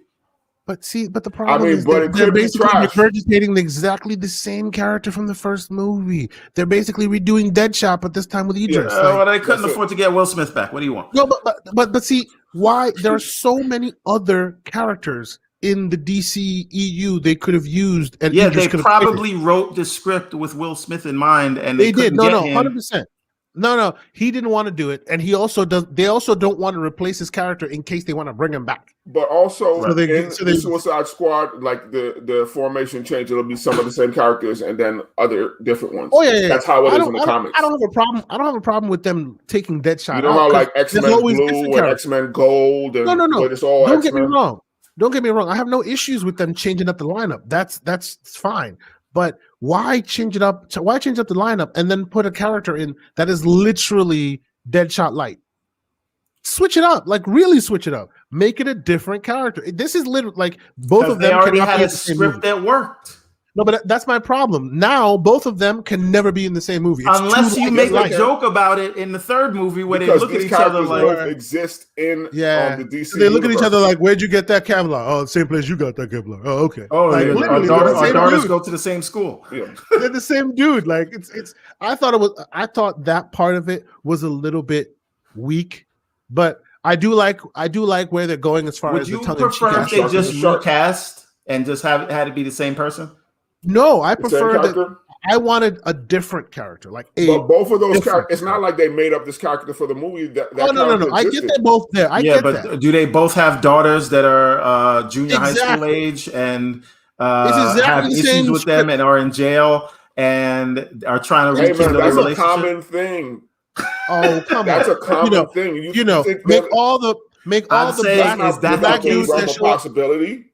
You're the one who There's a gets lot of rubbed people wrong. relate. It's like how You me get and you are rubbed wrong single a lot, fathers, and Tessa. Knock is a single father. How many No, but other single listen, fathers we know, Steve? Exactly my point there. See, Steve, you get rubbed the wrong way when people tend to basically follow that trope so easily with black men. 2 movies now. What are they going to do? They're taking 2 movies who are black lethal killers who have families that they can't protect because they're in jail for being black lethal killers. Does that not rub you the wrong way? Because it's the same shit over again. It's a little absurd. I love either. You know me. I dig Idris Elba. Will Smith is legend. I think they are great stars. They do great work in whatever they're in. I think they could have given Idris Elba a different character. It didn't have to follow the same tropes as the other one. I get that exists. It's a trope because it's like all of them have families or like somebody and they're in jail. It don't matter what color they are. Remember the first Suicide Squad? It was that bald-headed dude who killed his girlfriend in the fire or whatever. Just like we were talking about with the LGBTQ stuff. Just like in the comic books, it's canon, no big deal. But most folks don't read the comics, and their first introduction is to these films, and it's literally a regurgitation of the last character, and it's always the same. He's a jailbird that needs to do this, to then be free, to then take a better stab at being a better parent later. They've done this in the last film, the exact same thing. They're just putting a different famous black man in the role. Have you watched the animated film? Of course I have. Tiger Claw or whatever his name is. Not Tiger, the bronze tiger. Yeah. Bronze Tiger. Yeah. They had the same story for him with his daughter, which is also very, very weak. Like very weak. Why is it that every single time the black character shows up? We've seen this before. Yeah. We've seen this before. Give us something new. Switch it up. Right, There's many characters they can use. Many of them. Many. I think if they were gonna Idris Elba, so that character doesn't matter to me. I'm watching this movie for King Shark. I'm watching it for Polka Dot Man. Dave, and I'm watching it for the starfish. Yeah. The giant fucking starfish. So no. But I think for me, I just think they wrote this the is part. Harley Quinn's movie. Yeah, it's I don't. She's the only one that's making it Harley Quinn's movie. It's Harley Quinn. It's another Harley Quinn movie. Oh, she is not as good as the Harley Quinn in the cartoon. And how long is Idris in the movie? How much screen time does he get if they got to break Idris out? I mean, does he come out like halfway into the movie? Wait, what are we talking about now? Like he's thinking that Idris may not have that much of the part. In what? In the trailer, they break him out. No, because they break him out of the other one as well. Of the other one too. Hard They Fall. So anyway, that is all I got. Have you noticed? There's always a lot of black men behind bars. There's always some jails with black men in the movies. Come on. But any person that's going to be in Suicide Squad is going to be in jail. Everyone in the movie is in jail, so we can't just say it's a black man in jail. And I'm not even heading towards the racial tinge too much. It's just if you're going to do it, make it different than the last one you did. It's exactly the same. Or how Even about with the family member the and fact everything. that there's a black woman trying to keep the black man down? That's another thing. How about that? No, but I still like that her character though. I think she plays a good hard ass. How about we end the show on that note? So, Mr. K. Asante, tell them where they can find you, good sir. It is K. Asante on Twitter. Don't Thank forget you the guys underscore. for watching. Oh yeah. Oh well, you know The underscore that Steve hates. It's important. Don't forget that It underscore. is the bane of my existence. So K. Asante on Twitter. On Saturday, we'll be doing the gaming Wait, circle. hold on. Before you get to the game, it's K. Asante on Twitter, but where can they find you on Xbox and PlayStation? Why do the people watching? They just want to get a hold of you. You asked me a question. Let me answer it. Why do the people watching You are movie, answering a question with a question. That's not an answer. That's another question. All they need is Twitter. The answer is all they need is Twitter, because people who watch the gaming and the people who watch the movie and TV show podcast don't need to find me on a console. They can find me on Twitter. But if they're interested in watching you in other content that you If may they're do, because interested they may have in other interests that align with your interests. You can may find me on Twitter content as well. You can find me on Twitter for K_. And for those who don't know, it's because this man just refuses to just let go of the fact that some people may not have branding. Everyone that comments and watches this show is from the gaming community. Needless to say, Saturday, we're not exactly sure where we'll fall yet, but it should be an interesting show nonetheless. The Gaming Circle podcast. We have some ideas. It may be fiery, or it may not. That is my. Or it may be educational. Or it may be educational, or both. Who knows? And also on Mondays, you can catch me and also Mr. Everborn Saga on Primetime Gaming on Double Barrel Gaming's YouTube channel. So that's where you can find me on this specifically TV and movie podcast. Okay. How about you there, Mr. LeVar Johnson? Where can folks find you? Mr. Where can they find you and your underscores? You can find me at LeVar_F_Johnson. So many underscores. YouTube, on Twitter, and on Instagram. At least he has his shit in order. It's all there. It's all the same. But the question is, do you have to have Instagram? And I don't use Facebook. I'm anti. If it wasn't for Quest, I would have closed my Facebook account. In other words, you do use Facebook. Now, no, I don't. I just use my Quest. That's not. Which Facebook. Means you're using Facebook. You have to log in with a Facebook account. It's okay. I had an account before they mandated it, so all I still I'm saying is it's LeVar F. Johnson, real name, no gimmicks. There you go. Underscores though. Yeah. Hey man, if I could have just put LeVar Johnson, I would have. You could have, but you know what you could have put? LeVar F. Johnson. It would have worked. It didn't. I tried. Y'all need to just stop. We'll take this offline. Thank you. All right. So you can find me at very simply Everborn Saga everywhere. Facebook, Twitter, Instagram, TikTok, YouTube, where we are right now. Also, Xbox, PlayStation, Steam. Just type Everborn Saga in whatever you're doing, and I will pop up. I might pop up and punch you in the face. So, but most importantly, everbornsaga.com. I want you to check that out. Check out what we got going on. You see that poster we got back there? Where I don't know how left and right work with cameras. And we got all kinds of merchandise. And most importantly, we have the Everborn books that are a part of the Everborn Saga. So you can go and check that out. And like we said, check us out Saturday morning and Monday evenings, and every Thursday here at 8 o'clock, where we find something to argue about. And again, everybody get your branding together. And Matrix Reloaded was the best Matrix. Go back and watch it. I will fight anybody that says differently. Thank you so much. Thank you, Mag. Thank you, Gerald Mack. Thank you, Tat Wizza. Everybody that came by. I appreciate you, and we are out.